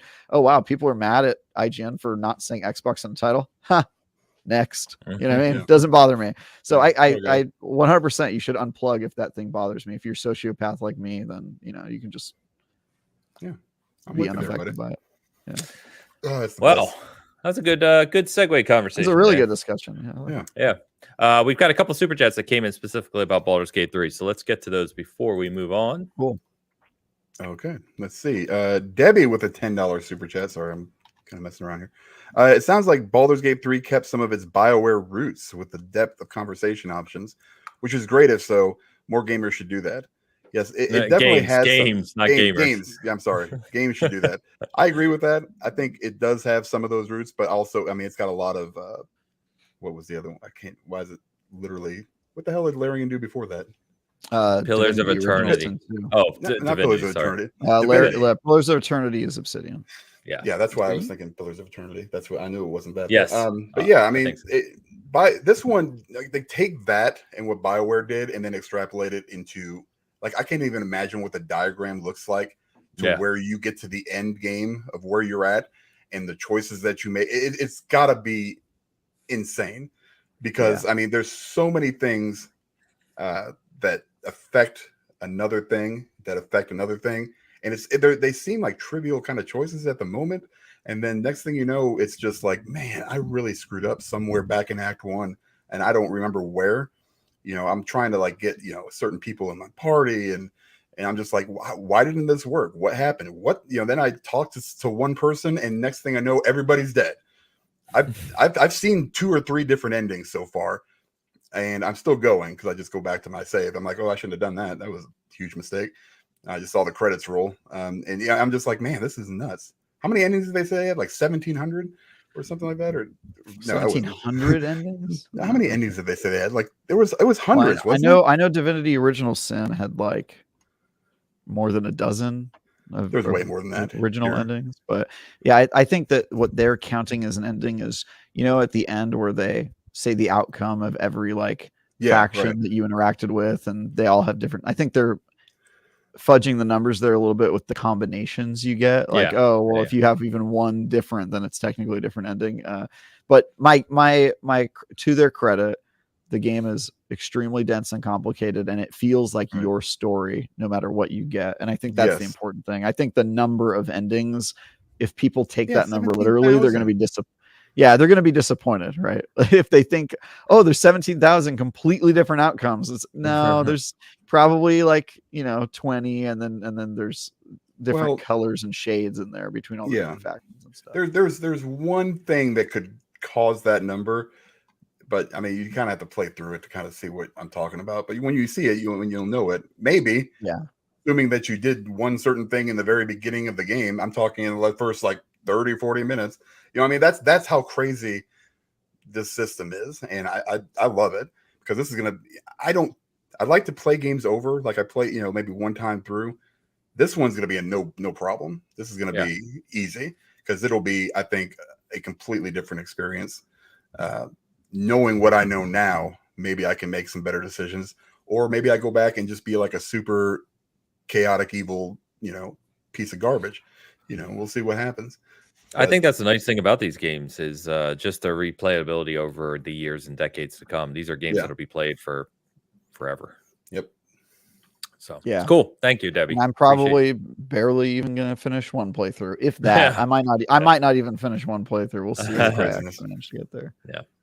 I think for me personally, and obviously we all have our own things we prefer. I think Starfield's going to hit bigger for me because I'm more of a in the action explorer like this. That Starfield will have a little more pace to it than Baldur's Gate 3. As much as I adore Baldur's Gate 3, what I've played so far of it, it is a very intensive game, right? Whereas I feel like I could probably, I think over the long term, Starfield's gonna. But just having both those games released a month apart is kind of nuts if you think about that too. So. I mean, it's kind of. I mean, it's Larry made a big call there when Starfield. I think when Starfield's release date was out, they were like, okay, we're going to move it up, right? And well, it was obviously the right move. Big time. Jesus. I mean, that was sometimes you got to do that too. Instead of delaying, you kind of roll the dice and see what happens. And they've got some problems, but pacing is. I don't think you're ever going to escape that with that game. It's just so deliberate, and everything you do takes a long time. They need to do a few things like just like quality of life things, like be able to switch your characters way easier than what you have to do now, because now you have to basically talk to the character you want out of your party, then you have to talk to him for a minute, then you have to go over to the next person, talk to them to get into your party. There should be like a quick swap option at your camp. They'll add all that stuff, that kind of stuff would make the game go a lot faster. And once they get that stuff in there, I mean, I don't know. It's going to be, I think, talked about for a long time. So, great game in a year that is full of them. So, Debbie, thank you very much for the super chat. Older gamer in the house. Older gamer with the $8 Canadian. I think Baldur's Gate 3 should be celebrated, and success will inspire others. What gamers also love is the absence of microtransactions in Baldur's Gate 3. That is very true. I haven't seen anything remotely. I think there's like a digital deluxe pack that you can get with it. I don't think so, but that was another part of the there were so many prongs of this conversation, but one of them was, and also it doesn't do a lot of things that gamers don't like, specifically gamers that play open world RPGs. By the way, there's a lot of like single player gamers who are really annoyed by microtransactions, and Sure. I get why they would be annoyed by microtransactions in their games, but I do think microtransactions work in a lot of different games and different models. But yeah, for sure. I that was another thing of the conversation. I think Destin might have introduced, but yeah, it's interesting. Yeah. Older Gamer, good to see you, man. Thank you very much. And our regular Gecko is back in the house. Hey, Gecko. Ever since I've gotten more into theme parks, I have seen less nonsense about gaming and have been oblivious to leaks, which is nice. Which is nice. Yeah. Nice. Yeah. That's Yeah, awesome. just cut Sometimes back it's on nice your to social media a little unplug. bit, man. That's all you got to do. Nice Like- to unplug. I go. It's funny because I've got my list or whatever on Twitter, and then you've got the For You section over there that just shows like stuff that they think that you'll be interested in, or people that I follow whose tweets I don't see for some reason. It's because I've muted words like Xbox and PlayStation. Oh wow, and you're gonna miss a lot on that. I bet I am. But See, you know that's what? why It's IGN great wrote that because- article without Xbox in the headline. We were just trying to get Dan to look at it. But Otherwise, seriously, we I wouldn't be mean, able to see it. but I get to interact with people the same way I did before, and I don't have to really talk about crazy, stupid stuff, And if I need to see information on those platforms, I'll go look for it, by myself. I just don't need it on my timeline. That's all. It'll limit quite a bit of stuff, which is great. It's fantastic. Gecko, thank you. Good to see you. Hope you're doing well. All right, guys. So let's talk about some of the bigger kind of game news that this past week. And Travis, I do want to get to Destiny shortly because the showcase here is coming up on Tuesday. And I know last time we talked 2 weeks ago, we were going to give you time to talk about Destiny, and we were on all sorts of tangents, and we didn't. So, but before we get to that, I just want to mention Call of Duty Modern Warfare 3, which is actually our cover this week because, Call of Duty, I don't have to tell anyone about Call of Duty, right? But this year is going to be Modern Warfare 3, and I think they're doing some really unique things here. And a lot of people that I talk to in the competitive shooter space are actually, I've seen them very, very excited about Call of Duty, some of them for the first time in years, which is pretty interesting. I think what they're doing is really neat, but this year has too many games for me to try and focus on Call of Duty. But regardless, if you're not aware of what they're doing, here's some of the details, and you can find this full rundown on our site too. But it's releasing late this year, November 10th, which is a little later than they normally release. I think late October or at least first week of November. But November 10th, it's Modern Warfare 3. On the campaign side, it is going to be the first time they're doing a direct sequel. So if you played Modern Warfare 2, Modern Warfare 3 is a direct sequel story-wise to what happened in that game. So again, it's not really kind of like a remake of the classic Modern Warfare 3, right? They're kind of keeping it in this modern era, if you will. The other thing they're doing for the first time is while it'll have Call of Duty mission structure like normal in some cases, there's going to be other levels that are the first that are calling open combat missions, which are kind of like open areas. So you can approach them in different ways, right? So if you prefer to play stealth, you can stealth it. Prefer to just blow everything up, you can do that. And that's going to go along with their new system, which is like gear, where you can outfit your character in different loadouts and gear, like actual gear, like gloves, boots, pants, all those sorts of things. So I think campaign is going to be quite interesting in that regard, maybe compared to some of the Call of Duty campaigns, which are traditionally pretty linear. You're right. You're like on rails pretty much the whole time. Yeah. So that's interesting. On the multiplayer side, this is where I see people getting, at least in the arena of gamers I talk to, that are really excited.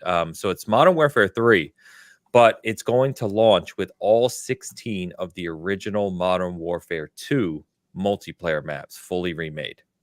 So if you go back to 2009, I believe, when Modern Warfare 2 released, I think anyone who was a shooter fan at the time knows how big that game was. It was kind of revolutionary. All of those 16 maps are coming back, and all of the modes in the new game are going to be playable on those maps, including a new mode called Cutthroat, which is 3v3v3. So almost like Halo's old multi-team.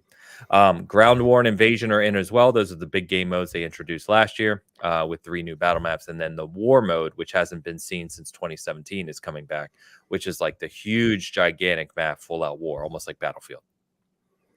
They're also making some changes to the way movement happens, new stances, things like that. And they're bringing back some of the classic stuff like map voting, lobbies, red dots on the mini map, perks, all that kind of classic Modern Warfare multiplayer stuff that we grew up with years ago, which is really cool to see. They're doing a really good job over there in terms of, kind of advancing the shooter genre while paying homage to the past. And then, of course, zombies is included in this package too. And for the first time, it's going to be zombies that's going to be able to be multiple squads. So teaming up with groups. It's like you and your friends, another group of people fighting in an open world zombie space. So like a big collective PvE experience together. Solving mysteries or secrets, all that stuff like zombies for. But it's the first time where multiple teams can team up like that. So sounds like a very, very big package. I mean, Call of Duty, as we know, is massive as it is, but they have there's like 9 studios working on this game. So it's like the amount of development time and money being put into it is really impressive. And I think it's actually kind of a funny study in terms of just how vast AAA game development has gotten, right? Call of Duty is kind of this unique thing now. But it sounds great. I don't know personally if I'm going to get into it just again because of how many other games are releasing this year. But I think if you're a Call of Duty fan, this is sounding like shaping up to be a major, major release, which is kind of funny because I believe it was late last year. The rumors from some of the big insiders were that Call of Duty was skipping 2023, that there wasn't going to be a release. And in fact, we're getting probably the biggest release we've seen from Call of Duty this year. So anyway, that's Call of Duty. I would like to play the campaign, and that would be it. Yeah, and I don't think you're alone. I think I actually have a comment here earlier today. Shadow Writer on Twitter said, I'll sit back with it later. He's to read all the details. He said, regarding Call of Duty, I'm not a PvP gamer, but he said the campaign and even the open world zombie modes sound, very interesting. So, yeah, we'll see how it goes. Yeah, I'm interested in this one. I like old Call of Duty, but I don't think nostalgia really works. I think it gets people excited, and then when they actually play it, they go, "Oh yeah, this is nostalgic, but also not as good as I thought it was." Like, I don't know, GoldenEye remake, right? It's like a thing where people think they want it, and then they play it, and they go, "Oh yeah, that's why it's nostalgia because it was worse than it is today." Which to me is the biggest vindication that things are always getting better, which is why Hoeg and I disagree so often. A man who is utterly dominated by his nostalgic sensibilities, and so yeah, I'm interested to see if that'll actually hold. I mean, if they play on nostalgia while seriously innovating and doing some new and cool stuff. Well, that's what I was going to say. Keep in mind, it's just the maps, right? Yeah, it's not like you're playing Modern Warfare 2, right? It's just the maps. And as we've seen, Halo Infinite's a good example of this, right? They have a new playlist in Infinite, came out like a month ago, that has remade classic maps from Halo 2, 3, etc. And it's been a big hit. People are loving it because it's all the modern gameplay, right? It's everything Halo Infinite is, but you're just playing on the spaces you remember playing as a kid. And it's a lot of fun. I think like a lot of those spaces weren't designed for the toolboxes that you now have, right? Like they were in Infinite, and supposedly they are in Modern Warfare 3, meaning like height levels are changed for leap it, you know what I mean? Like angles are changed depending on movement. Yeah, so if they can capture the spirit, I just think like if you said, hey, do you want a Halo 2 or Halo 3 map in Halo Infinite, or do you just want like new maps in Halo Infinite that are at that level? I would say give me the new map. You know, that's my personal preference, but I also think most people want that. I don't think most people want to play an old game or in a souped up version of an old game most of the time. I agree. That's my personal opinion. But again, I'm a little, anytime somebody says like, oh, it's going back to his roots or it's got nostalgia in it, I get a little bit concerned because I'm like, I just don't think that works. I think it generates hype. And then I think people go, oh yeah, not good. I mean, look at backwards compatibility. So much hype, and then you look at the numbers of who actually plays backwards compatible games, and it's like no one actually plays it. So, all right, according to Microsoft, it's like 3% or 5% or something like that. It's like no one actually plays those games. It's kind of interesting. Yeah, we'll see. We'll see. I'm more optimistic about it than I usually am about Call of Duty. So. Me too. Yeah, and Call of Duty multiplayer, no matter what they say, usually because they're good at generating hype. They've always been good at generating hype. No matter what they say, every year I jump back into it, and after about a dozen hours, 20 hours, I get bored just because it is point and shoot multiplayer, and there's nothing wrong with that. It's just not for me. Yeah, there's nothing wrong with it. It's just not my thing. But I'm hoping that this is really cool. And again, the 16 MW2 maps is really cool. MW2 was like a revelation, man. That game was incredible. By the way, these things the most interesting thing to me, because if they do that well, it could be really, really fun. Yeah, if you can recapture that old school feel of having to trigger secrets and all that, I think that has potential. As long as they're different secrets, an original take on that, I think that could be fun. I love ARG stuff. Yeah. By the way, it looks like member comments are showing up now. So if you're a channel member, either on SG or Hoeg channel, and put a member comment in, it is actually showing up over here on our stream now. So I can. That's weird. So that's pretty cool. Mad Mo. Cool. All right, 11 days until I get lost in space. Starfield will steal all my time. Great show as always, guys. Also, Halo is popping again. It is. Any more streams coming in? I don't know. Halo has been. I've had many people ask me to talk about the resurgence of Halo Infinite on here. I don't think we need to do that necessarily because I talk about Halo too much as it is. But yes, I mean, the long and the short of it is that Infinite is doing extremely well right now. The pros are being outspoken about how good it is right now. There is ridiculous amount of content in that game now. If you were a Halo fan who checked out Infinite early and kind of were disappointed, go back to it and check it out. It's a completely different game. Are people playing it though? Yeah, it's in the, again, it's back in the top 20 of played. I know there's some there's a couple guys out there that do like API connections to show how many people are playing it actively, and it's very active. So it's really cool. It has the full career. Xbox or Steam? Steam is never a good indicator of Xbox games because remember, Steam doesn't count Game Pass or anything play because that's on Xbox app. It doesn't go through Steam. So you're talking about Xbox numbers specifically. Well, but you can be on PC. It just doesn't go through Steam. Yeah, Steam does not own the PC ecosystem. 20? Oh, the top 20 specifically is on Xbox. Yeah, sorry, Xbox Live. Yeah. So that's my, because Xbox Live is a small pool of players. So getting on the top 20 takes a lot fewer players than doing it on like a Steam or a PlayStation or whatever. So that was my question. That's not strictly true. It's smaller, but not by a lot. It's over 120 million people. 120 million people are counted in the pool of people who are playing, or there's 120 million people who have Xbox profiles? Monthly active on Xbox Live, because Xbox Live is inclusive of their PC player base as well, remember. Interesting. That's where things always got weird with Xbox, because once they brought everything together, it was still called Xbox Live, but it includes players no matter where you're playing. Does that make sense? I'm just wondering how they're counting monthly players, because like, do you have to go into the Xbox app and play a game from that app, or does it you play people who play on Steam and it's an Xbox game also count? No, because it makes you log into Xbox Live if you do it on yeah. So that's my question is about how big of a pool, because I feel like, like if you look at Xbox, like most played, Madden can get up there because there's a bunch of like foreheads downloading Madden, but it's still like a small group of player.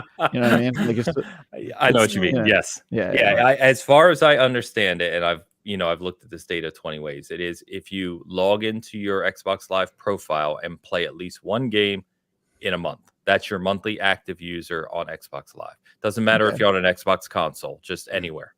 So then they're counting anybody who plays Minecraft on any platform, because it makes you sign into Xbox Live, even on Switch. Correct. And they're counting. Okay, yeah. So that's interesting. I'm still guessing most of that is probably like Minecraft players and like stuff that Xbox owns that you have to log in to play. But okay, all right, that's cool. Yeah, I'm guessing Minecraft is at the top. Would be my guess at number one. No, actually, if you look every month, it's Fortnite's number one. Call of Duty's number two. Rainbow Six Siege is up there. Apex is up there. Roblox is up there. Minecraft is up there somewhere. Sports games, FIFA, Madden, Halo. Sports games, FIFA, Madden. Love that. Red Sorry, Dead 2. I think you mean sports/racing games, Zanes. Come on, you gotta throw those genres together. They count, bro. GTA 5 and Red Dead 2 are always up there every month. Yeah, that makes sense. Yeah. So anyway, those are the people who are playing Madden right now. They logged off of the GTA profiles to go be foreheads in Madden. Dude, I love GTA 5, but the people who play it are the worst, dude. They're the guys who are like playing with they've got their music playing on a speaker, and they're playing their mic through like a Bluetooth speaker, and you can hear all the noise, and they're vaping, and it's just like just all like man, it's tough to be in a lobby in GTA 5. But I think no, Mo, shout out to you. As for streams, it should be if I get time. It's the same as always. There's so many games, so many things to try and do. So I would like to. We'll see. But yeah, Halo's a really good time right now. Really positive around that. It's been nice to see those of us who have lived through Infinite for the past 2 years and enjoyed it the whole time, but recognize some of its issues. It's a really good time right now. So, damn. Oh, yeah, well, I would wish I had time to check that out. I gotta play more Starfield. Destiny 2 showcase this Tuesday, the 22nd, 9 a.m. Pacific, 12 p.m. Eastern. It is to discuss the final shape, which, as I understand, is the end of this Light and Dark saga. You've talked about this before. But a lot of the chatter about Destiny over the past couple weeks, as I understand it, has been extremely negative. Apparently, from what you've told me, they had a state of the game which was just pretty much horrendous, was not what players wanted to hear. And the state of the game is sad. Like it literally. So for those who don't know about this, I'm sure we have lots of viewers who, and you're probably you live blessed lives if you didn't follow this, if you were spared from this news cycle. But basically, what happened was Bungie puts out these things every once in a while called State of the Game, which are long form blog posts that talk about what's going on with Destiny and what the future looks like and what's happening in the game right now. The final shape is 100 extra gigs on your hard drive. That's the final shape of Destiny. Basically, so usually the expectations from these sorts of things are they set up for the future. They'll be like, hey guys, here's what we think we're doing well, here's what we think we can improve on, and here's the stuff we're working on. What happened this time is they opened with, hey guys, here's the state of the game. Crucible is on its deathbed. We are doing nothing to fix it. Gambit, another mode in Destiny, is dead. We're announcing that here. We're killing that completely. And we're also making some other small changes. And peace. And that was it. That was the state of the game. It was, hey guys, we're killing our multiplayer mode. It's on its deathbed. It's on life support, and we have no plans to fix it. And Gambit is dead. It's been on its deathbed for years. That PvP is no good. You're right, but they have always said we're reinvesting, and they put out a post that was like, nah, actually, we're not going to reinvest. We changed our mind. We're just going to let it die, basically. And so people were real depressed about this. And what's hilarious is they put it out on a Friday. I think it was a Friday or maybe a Thursday right before. They put it on the weekend of Guardian Con, the Destiny convention. And so they put out the post while everyone was in Florida together. And they were like, the state of the game is get a new job, everyone. It's like laying everybody off at the Christmas party, basically, is what happened, right? Like they had like a big like get together to celebrate the game. And then they were like, hey, I hope you don't make Crucible content because good luck with that in the future. It was very depressing. And so people have been pretty hard on Destiny. I said over a year ago when they first revealed Lightfall that I was worried about Destiny, and I thought you did. I give you credit. You did. That the Lightfall year was probably going to be its toughest year. That has proven to be true. A lot of longtime Destiny content creators are announcing that they're stopping Destiny, or that they have plans to stop it at the end of Final Shape. And there's just a lot of general sadness. A lot of people have their livelihood attached to the success of Destiny, because if Destiny doesn't do well, they don't have YouTube videos that do well, right? Because that's their niche. right? They make a lot of games for Destiny, or make a lot of videos for Destiny.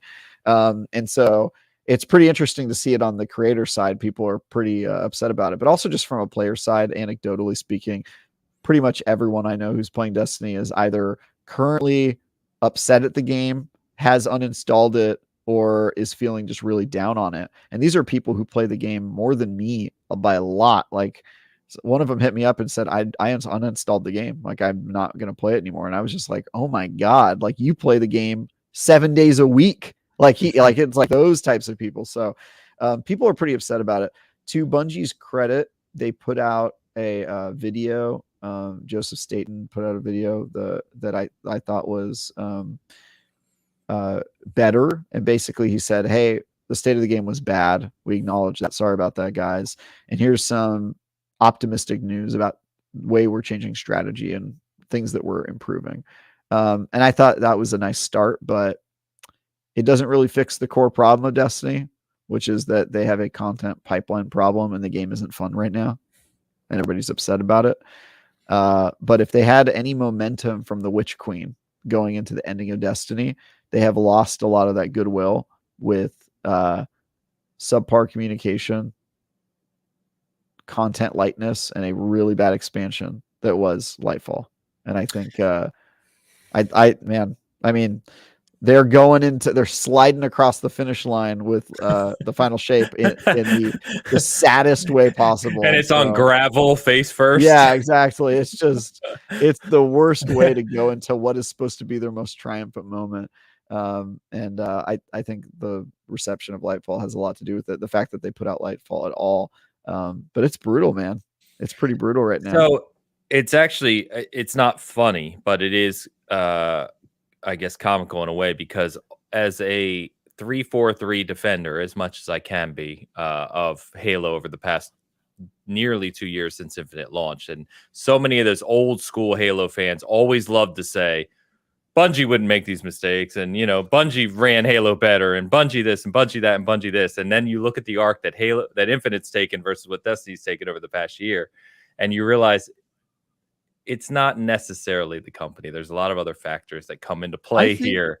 Yeah, I think managing big games is hard. I think 343 has made mistakes that are unforgivably bad in the past, since the launch of Infinite. But I wouldn't look to Bungie as the gold standard anymore. I think that they know how to make live service games, but I think a lot of their team is working on other stuff. A lot of their brain trust is probably working on different Sony projects, and so I wouldn't be I would be they both have problems. Both of the studios could learn a thing or two. 343 has gone through the ringer the past year, but I think a lot of we've talked about it. I won't even get into that. That's more due to Microsoft than 343 at times. But but anyway. Bungie is not a perfect company. They make huge mistakes. I think that they've mismanaged mismanaged Destiny in the last year in particular. I think a lot of people get the impression that they're distracted because they're working on Marathon, and we know a lot of their biggest vets are on that project and not on Destiny. And so it's an odd situation. I am going into Tuesday, this big reveal, with extremely low expectations. I think that they're going to talk about the new expansion. They're going to reveal some story stuff and some activity stuff that you do in that game, and that they're not going to answer a lot of questions that people have, which is, what does the future of Destiny look like? What is your guys' plans to fix it, et cetera, et cetera? I don't think that that's going to show up at all. I'm glad that they're starting to talk about that, starting with the Staten video, but it's pretty bad. Yeah, it's pretty bad. Well, yeah, I hope obviously gets better. I'm not a Destiny player. We've said this before, but yeah, I remember us talking a year and a half ago when you reviewed Witch Queen, and because that was March of last year, if I recall correctly, or February or March. Yep. And I remember how positive not only you but everyone I talked to about it were, that it was great campaign and great story, and had all these cool things. They're finally coming together. They're doing it, guys. They figured it out. Yeah. And then since then, it feels like it's been a downhill slide. So we'll see. I guess on Tuesday we'll talk about it next week. Obviously, get updated thoughts from Travis on that, and let's hope for the best. Who's the new gold standard if Bungie has slipped off? in live It service. depends what you're talking about. Live service, I think the gold standard has always been Fortnite recently. Sure. But they make a very different type of content, and so you can't really hold them up against Bungie because Destiny makes a lot of story content and campaign content and stuff like that, and Fortnite just throws a new map and some skins at you, and they do goofy fun stuff. So I think Fortnite is the standard for live service, but they also have a very easy homework assignment in my estimation because it's a multiplayer game with it kind of refills its own content constantly. It's very different when you have an engaging, ongoing narrative that you're trying to do Yeah. and a campaign experience versus just multiplayer. 100%. You're making a PVE like first person shooter. Like it's just a very different assignment. So yeah, somebody in the comments is mentioning Warframe. I think Warframe is really good. They do something similar. Final Fantasy 14 doesn't. They're not a live service, but they are an ongoing game that I think is super high caliber in terms of their output. Yeah, I mean, there's lots of examples. They could all learn from each other, frankly.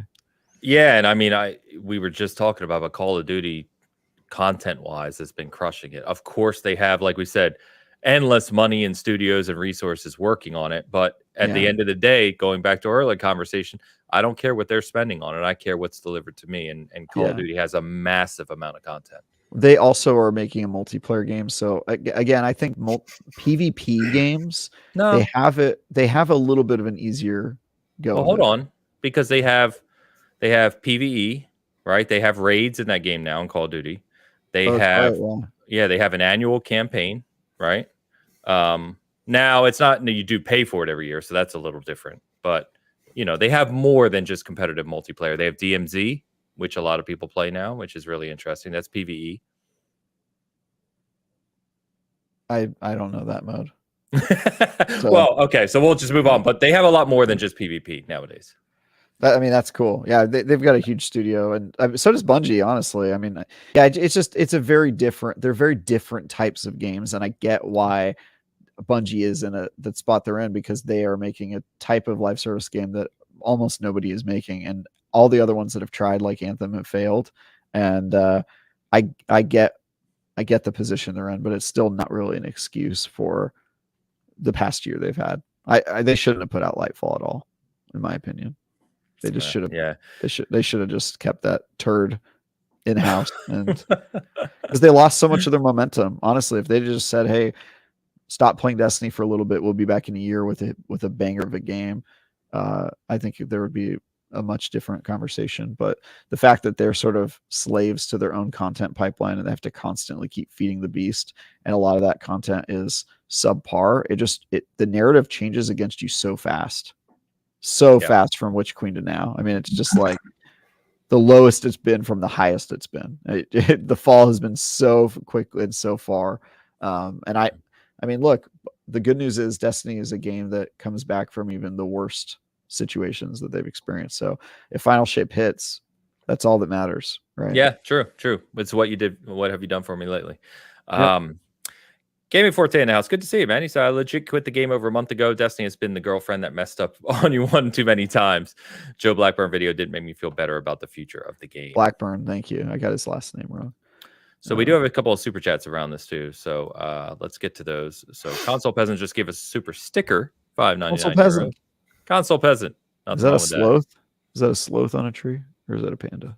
Sloth. The image. The image. Sloth. Who the hell calls it a sloth?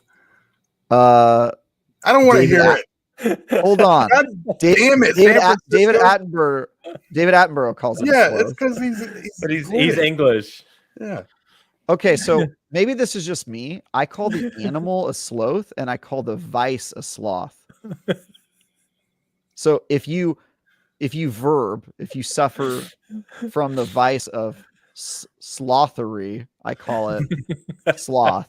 But if it's the animal, it's a sloth to me. If you're English, then that's fine. Yes, I'm not. But you're not. No, you're. What's wrong with that distinction? I'm gonna get my cousin in on this conversation. Yeah. I think it's a sloth. What he says. That's too funny. I'm gonna go with sloth. Okay, I learned on the what is it? Animal Planet Discovery Channel. One of those. It's a panda anyway. Who cares? That's how I learned to pronounce it. I don't know what to tell you. To me, it's a I think that is a panda after all that. Yeah, I think it is a panda. Yeah, but why is it lying in a tree? I don't. Do pandas lie in trees? I've never seen that. Why not? I thought they just sit on the floor and eat bamboo. Aren't they like? I don't know. I just never seen. I don't know why I find this so funny. It just seems. Look, I know this is not what your sticker's about, but Tao, I didn't have a special tie today. It's a nice day. Oh my god. Anyway, Console Peasant, thank you for the 5.99 euros. Appreciate you. Gecko with the €6. I follow Destiny views via Paul Tassi, and it almost always a cycle of complaint, positivity, and subsequent anguish over the state of the game. Yeah. Yep, that's being a Destiny player. So there you go. There you go. I mean, I'm less on the positive side. I tend to push Destiny pretty hard, but hey, when it's good, there's nothing like it. There's nothing else like it when Destiny hits. But even when the Witch Queen was good, the things I complained about were their core game is still in trouble, and that's why I didn't give it as high as others. I mean, in that Witch Queen review, I said PvP is in a terrible spot. Gambit's in a terrible spot. The Vanguard Strike playlist is in a terrible spot. What did we get this week? Hey, PvP might be dying. Gambit is for sure dead. That's it. Like that, you know what I mean? It was just like such a. This stuff has been coming and building for a while, and I think everybody who was playing Destiny was hopeful that they had a plan and that they were going to reveal on Tuesday, hey, not only is the final shape going to be great, but we're reinvesting on all this stuff. And the messaging we got was basically the opposite of that. It was, hey, we haven't been working on this at all, and we're not going to. So maybe it's not a sprint, but a marathon. Nice. Yeah. We're just kind of getting slothy over there. Gecko, thank you. That was the vice. So that's sloth. That was sloth. Bungie's moving their fans from Destiny hamster wheel to the Matter hamster wheel. Yeah. Matter was the code name for, is it their other project or Marathon? It's unclear, I think, at this point. I tend to think that Matter was their code name for Marathon, but I think there was rumor of a mobile game or something like that. So it might be that. I'm not sure. Okay. By the way, not Jack, $5 super chat. Dan, you just read Jack. the comment. That's it. Yeah. Not Jack. Thank you, not Jack. We appreciate you, man. Jack. I don't know why I thought that was Gecko again. I don't know. Christopher Jetser asks, am I optimistic for Marathon? I actually am. I think a lot of Bungie's main talent is on that game. I also think the idea of a multiplayer, mainly PvP live service game is going to be a lot easier for Bungie to manage. They're probably going to look at that and go, wow, this is super easy. Why were we doing Destiny for so long? And then also the ARG thing excites me. The fact that they're going to double down on like community puzzles and events, I think is cool. So I have no doubt Marathon's going to be good. Bungie's a very talented studio, and when they put their minds to it, they accomplish great stuff. I think the thing that people are pissed about is they feel like they've invested all this time, energy, and money into Destiny, and it feels like Destiny's sort of getting left on the wayside or abandoned, or at least it's not as full in its scope as it used to be, especially with the messaging around PvP and Gambit. It's tough. I know we've talked about this many times, and we don't need to go on a full tangent on this right now, but I think the expectation that gamers have around, I've spent a lot of money and time invested in this game, so it needs to continue giving me new content, is misguided, right? Like, I think that it is, unless that is the messaging and the entire idea behind the game. It'd be like of course, they need to be clear about what they're.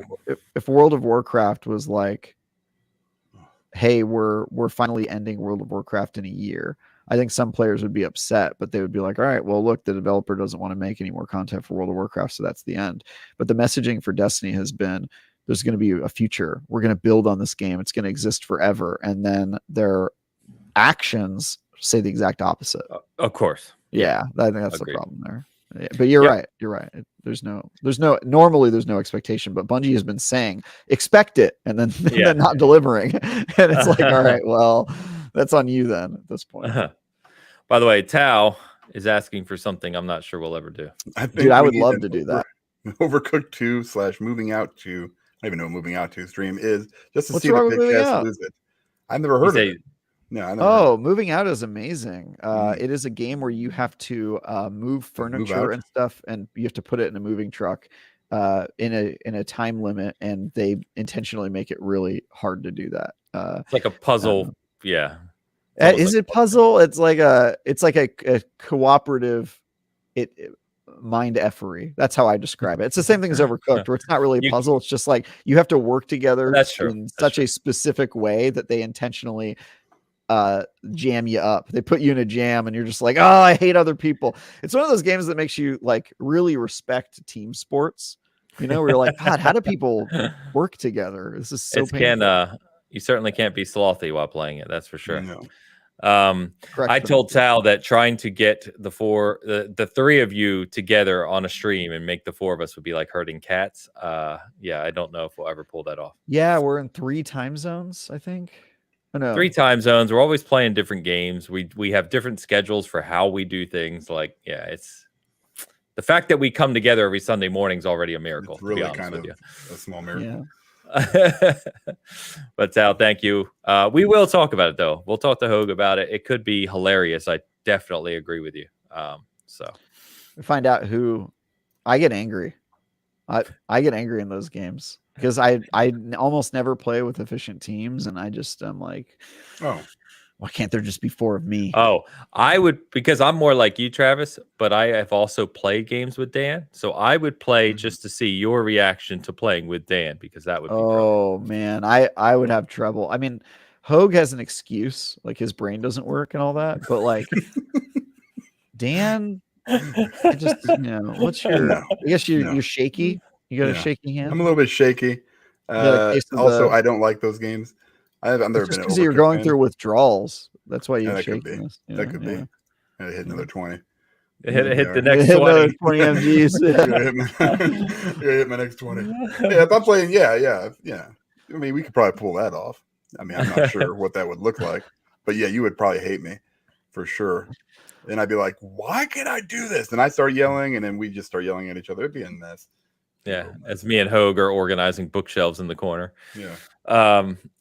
Anyway, so a couple just updates on games. So Armored Core 6, I don't know if you guys saw this, but From Software came out and did an over 2-hour showcase of Armored Core 6, which showed a ton of stuff, including obviously new gameplay, the PvP in Armored Core 6, how lore works in the story, and all of this. Anyway, it launches this Friday as we're talking today, so Friday the 25th. And just a reminder that Immortals of Avium, that other game we've been talking about for a little while, that launches Tuesday in 2 days. So how excited are you guys for Armored Core 6? Are you guys in on this? I'm hell of in on this. It's from, so you know I'm in it. I think this game's not going to do that well, to be honest with you.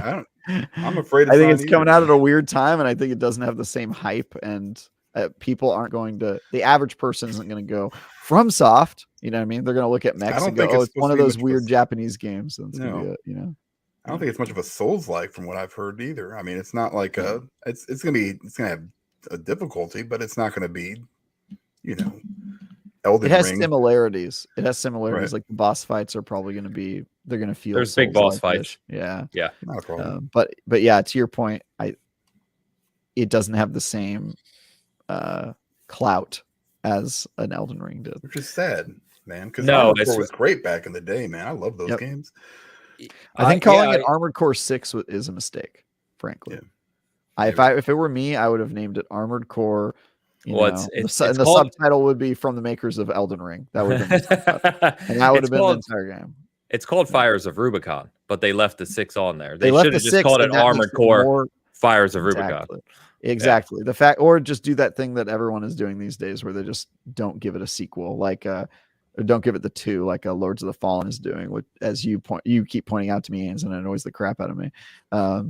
Look, if you make an entire trilogy and then a decade goes by and you want to call your game God of War again, okay, I'll give it to you. Is it annoying? Kinda, but I'll give it to you.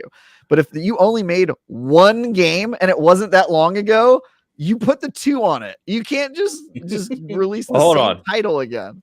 It's in the same universe, but it's not a direct sequel, is what they've said, right? Then why are you calling it the same thing as last time? That doesn't come up with a new title. And I like that you just said if it's like 10 years ago. Lords of the Fallen came out 10 years ago. Okay.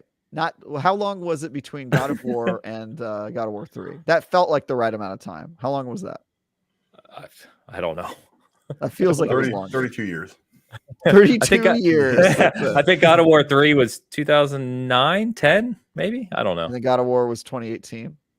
I guess it was about 10 years. Probably less time Here's, than Lords here's of the the point, Fallen. Ains. Here's the point, Ains. They did a full trilogy. Don't move your goalposts. They did. No No, he moving said the goalposts. trilogy part. I said the before. trilogy part. I said the Yeah. trilogy part. And that is another important factor is that they did 3 games. What was it? By the way, God of War 3 less was than 10 years. God of War 3 came out in 2010, and God of War 3 was 8 remastered in years later. 2015. In 2015. Yeah, so my point is that if you have a bunch of sequels and you're doing like essentially a fresh reboot, I'll take it. But they did 1 game, Ains, and they're just calling the second game the same thing. It is weird. I'll give It's you weird. that. It is weird. It's weird. Yeah, I'll give it. Kinda But- lazy. Anyway, I think Armored Core, the fact that they put a 6 on it and it has a subtitle and it looks just like, there's a lot of like mech games and they're kind of a dime a dozen and nobody pays attention to them. I think that a lot of people are going to see this and not know it's FromSoft and go, eh. I think that's why they did a 2-hour stream, because you don't normally do that, right? I think they're trying to show people that the game is That's probably preaching going to be the choir, special, though. because From Software has not. That's true, but From Software hasn't missed. We've said in a decade, and I'm pretty confident this game's going to be amazing. But I also completely agree that when it's coming out is tough. And anecdotally, at least in our space, right? Starfield has the world right now. All eyes are on Starfield. So it coming out less than a week before Starfield's early access probably doesn't help. No. So Wait, is it coming out next week? September 1st is Starfield's. Oh, wait. No, Armored Core? Armored Core. Armored Core is Friday, August 25th. Yeah. Wow. Yeah, this Friday. No one's gonna play this game. No one's gonna play it. I'm play it. convinced. I know. I mean, look, I'll play. I this. know, I know, I'm I know. gonna play the crap out of this, but like, I'm worried about that game. Mitch You Saltzman's know what? really You know what it's right. probably going to be. It's probably going to be that type of game that's excellent. FromSoft kills it again. I hope anyway. There's going to be core gamers like us playing it, and then it's going to be the game that gets revisited next year by the casuals. It'll be a 92 Metacritic that no one plays, like David Diver. You know what I mean? Like it'll be like one of those games that you have to like tell people, "Hey, you're missing out on this," and they'll be like, "I'm still playing Baldur's Gate. Shut up." And then Starfield will come out, and they'll be like, "Dude, I'm playing Starfield. That's it." Unless well, first of all, right, Starfield's not on PlayStation, so right there you have an audience where the argument of Starfield coming out doesn't impact Armored Core. But doesn't Baldur's Gate come out on the day that Starfield's coming out on PlayStation? On PlayStation. Yeah, But- that's their replacement, Starfield. But let's not forget that Armored Core's Japanese audience too is, from what I understand, pretty damn big. So Yeah, I think that's true. I mean, we're looking at it from a North American perspective and probably European perspective, just Western, right? We're looking at it from a Western perspective. And I would say, I don't think that audience is super hyped for it, but that's just my we'll see. guess. We'll find out soon. They should have had George R.R. Martin create the universe. Then it would have probably gone off, George R.R. Martin creates Armored Core 6. Yeah, perfect. Yeah. Huge fan base. Anyway, so if you want to check out that live stream, there was an awful lot shown. And then it releases Friday, so we'll talk about that at least a little bit next week and more into the future. And then a couple of just other updates here at the end is Alan Wake 2 was delayed 10 days for some reason. So it's not coming out. Yeah, it's not October 17th now. It's October 27th for Alan Wake 2. Yeah. And then Assassin's Creed Mirage, the opposite. It was moved up a week That was to stupid. October 5th. So now, Mirage. those games were 5 days apart, and now they're almost a month apart between the two of them. So, Say Mirage. are you okay? Say Mirage. No. Why? Did I say it? Did I say it weird? Or? No, you just didn't say it. I want to hear the setting in your voice when you say the title. Mirage. I can't say it like that. Mira. Dan did it good. Yeah, good job. Good job. Yeah, Dan did it There you go. So, Assassin's Creed Mirage comes out October 5th. That was the whitest thing I've ever heard. Man. Yeah, it's Mirage. Mirage. You gotta Mirage. hit the G. Yeah. You gotta hit the G hard. Mirage. Mirage. Mirage. Oh, Mirage. man. But yeah, Alan Wake 2. So I know Hoag's not here today. Will be a little disappointed. That's another 10 days he's got to wait because that's his most anticipated game of the year, he said, was Alan Wait, Wake did 2. he actually say that? I thought it was. Yes, he did. Wow. No, Alan Wake 2. Wow. So 10-day delay. Maybe it's a 10-day meta delay. Maybe it's Well, like Alan Wake missed his deadline. Like maybe there's a reason in game. You'll be like, oh, this is why the game was delayed 10 days. It was actually part of the story.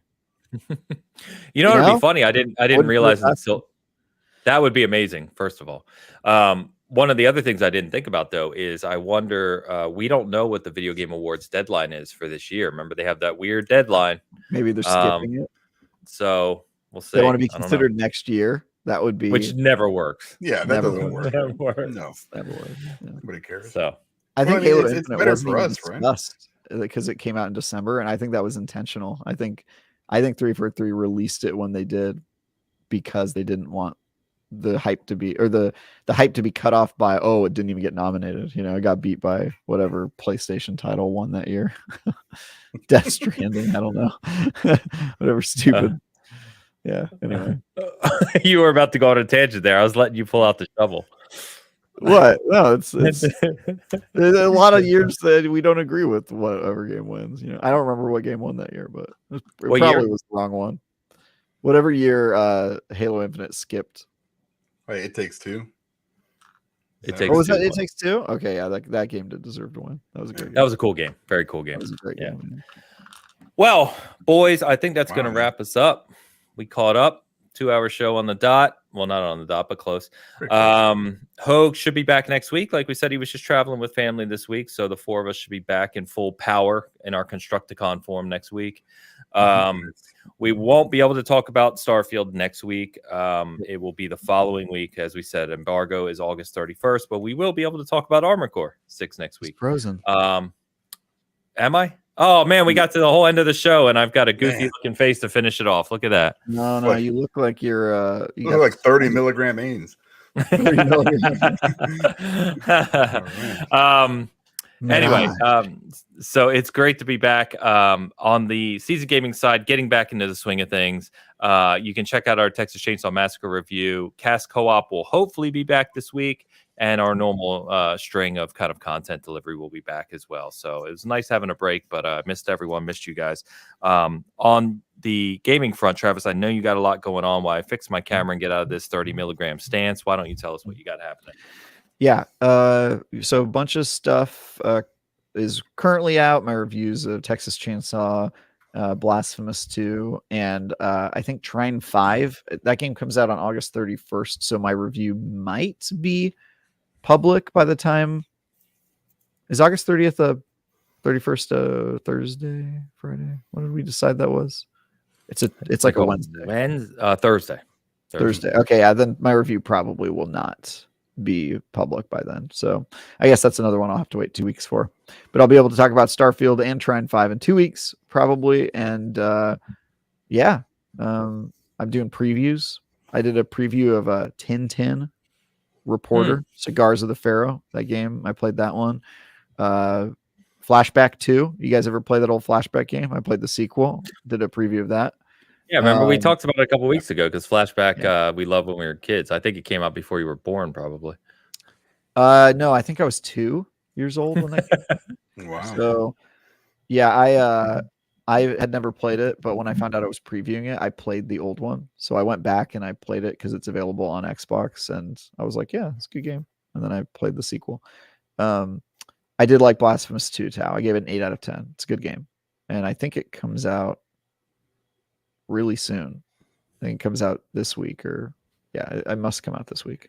But yeah, they gave it to us early because they didn't want us to be reviewing their game in the middle of Gamescom, which is very nice. Oh, Gamescom is this week too. So that's Tuesday as well, along with Jeff Keighley's doing the live thing from Gamescom. Xbox is doing a Gamescom conference. So we'll have a lot to talk about next week for sure. Oh, nice. Yep. So that's that. I'm not covering Gamescom because I'm not going to Germany. All right. Although I do speak die Deutsch, you know. You ever Germany's awesome. I love Germany. Cool. It's the one country in Europe that hasn't given up. So The other countries they're retired as countries. You go there and everybody doesn't work, and you're like, okay, you're checked out. You're not trying to do anything as a country. You're just See what I deal with here? They're over it. They're just over it. They're like, yeah, we're just a place you go if you want to see old stuff. We don't do anything new. And you're like, all right, great. I'm gonna go back to America where we're building things.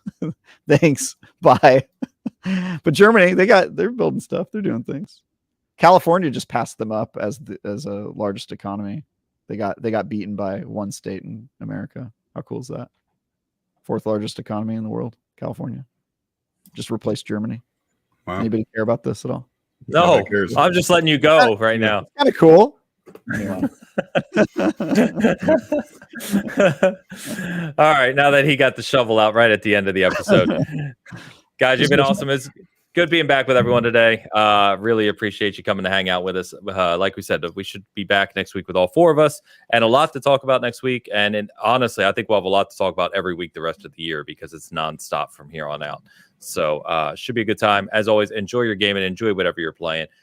Thank you for checking out Seasoned Gaming. Be sure to hit that like, check us out, subscribe on both channels if you can. If you're listening to us on the audio side, please give us a review, give us a like over there. That helps as well. But until then, we will see you next Sunday. Thanks as always. Peace.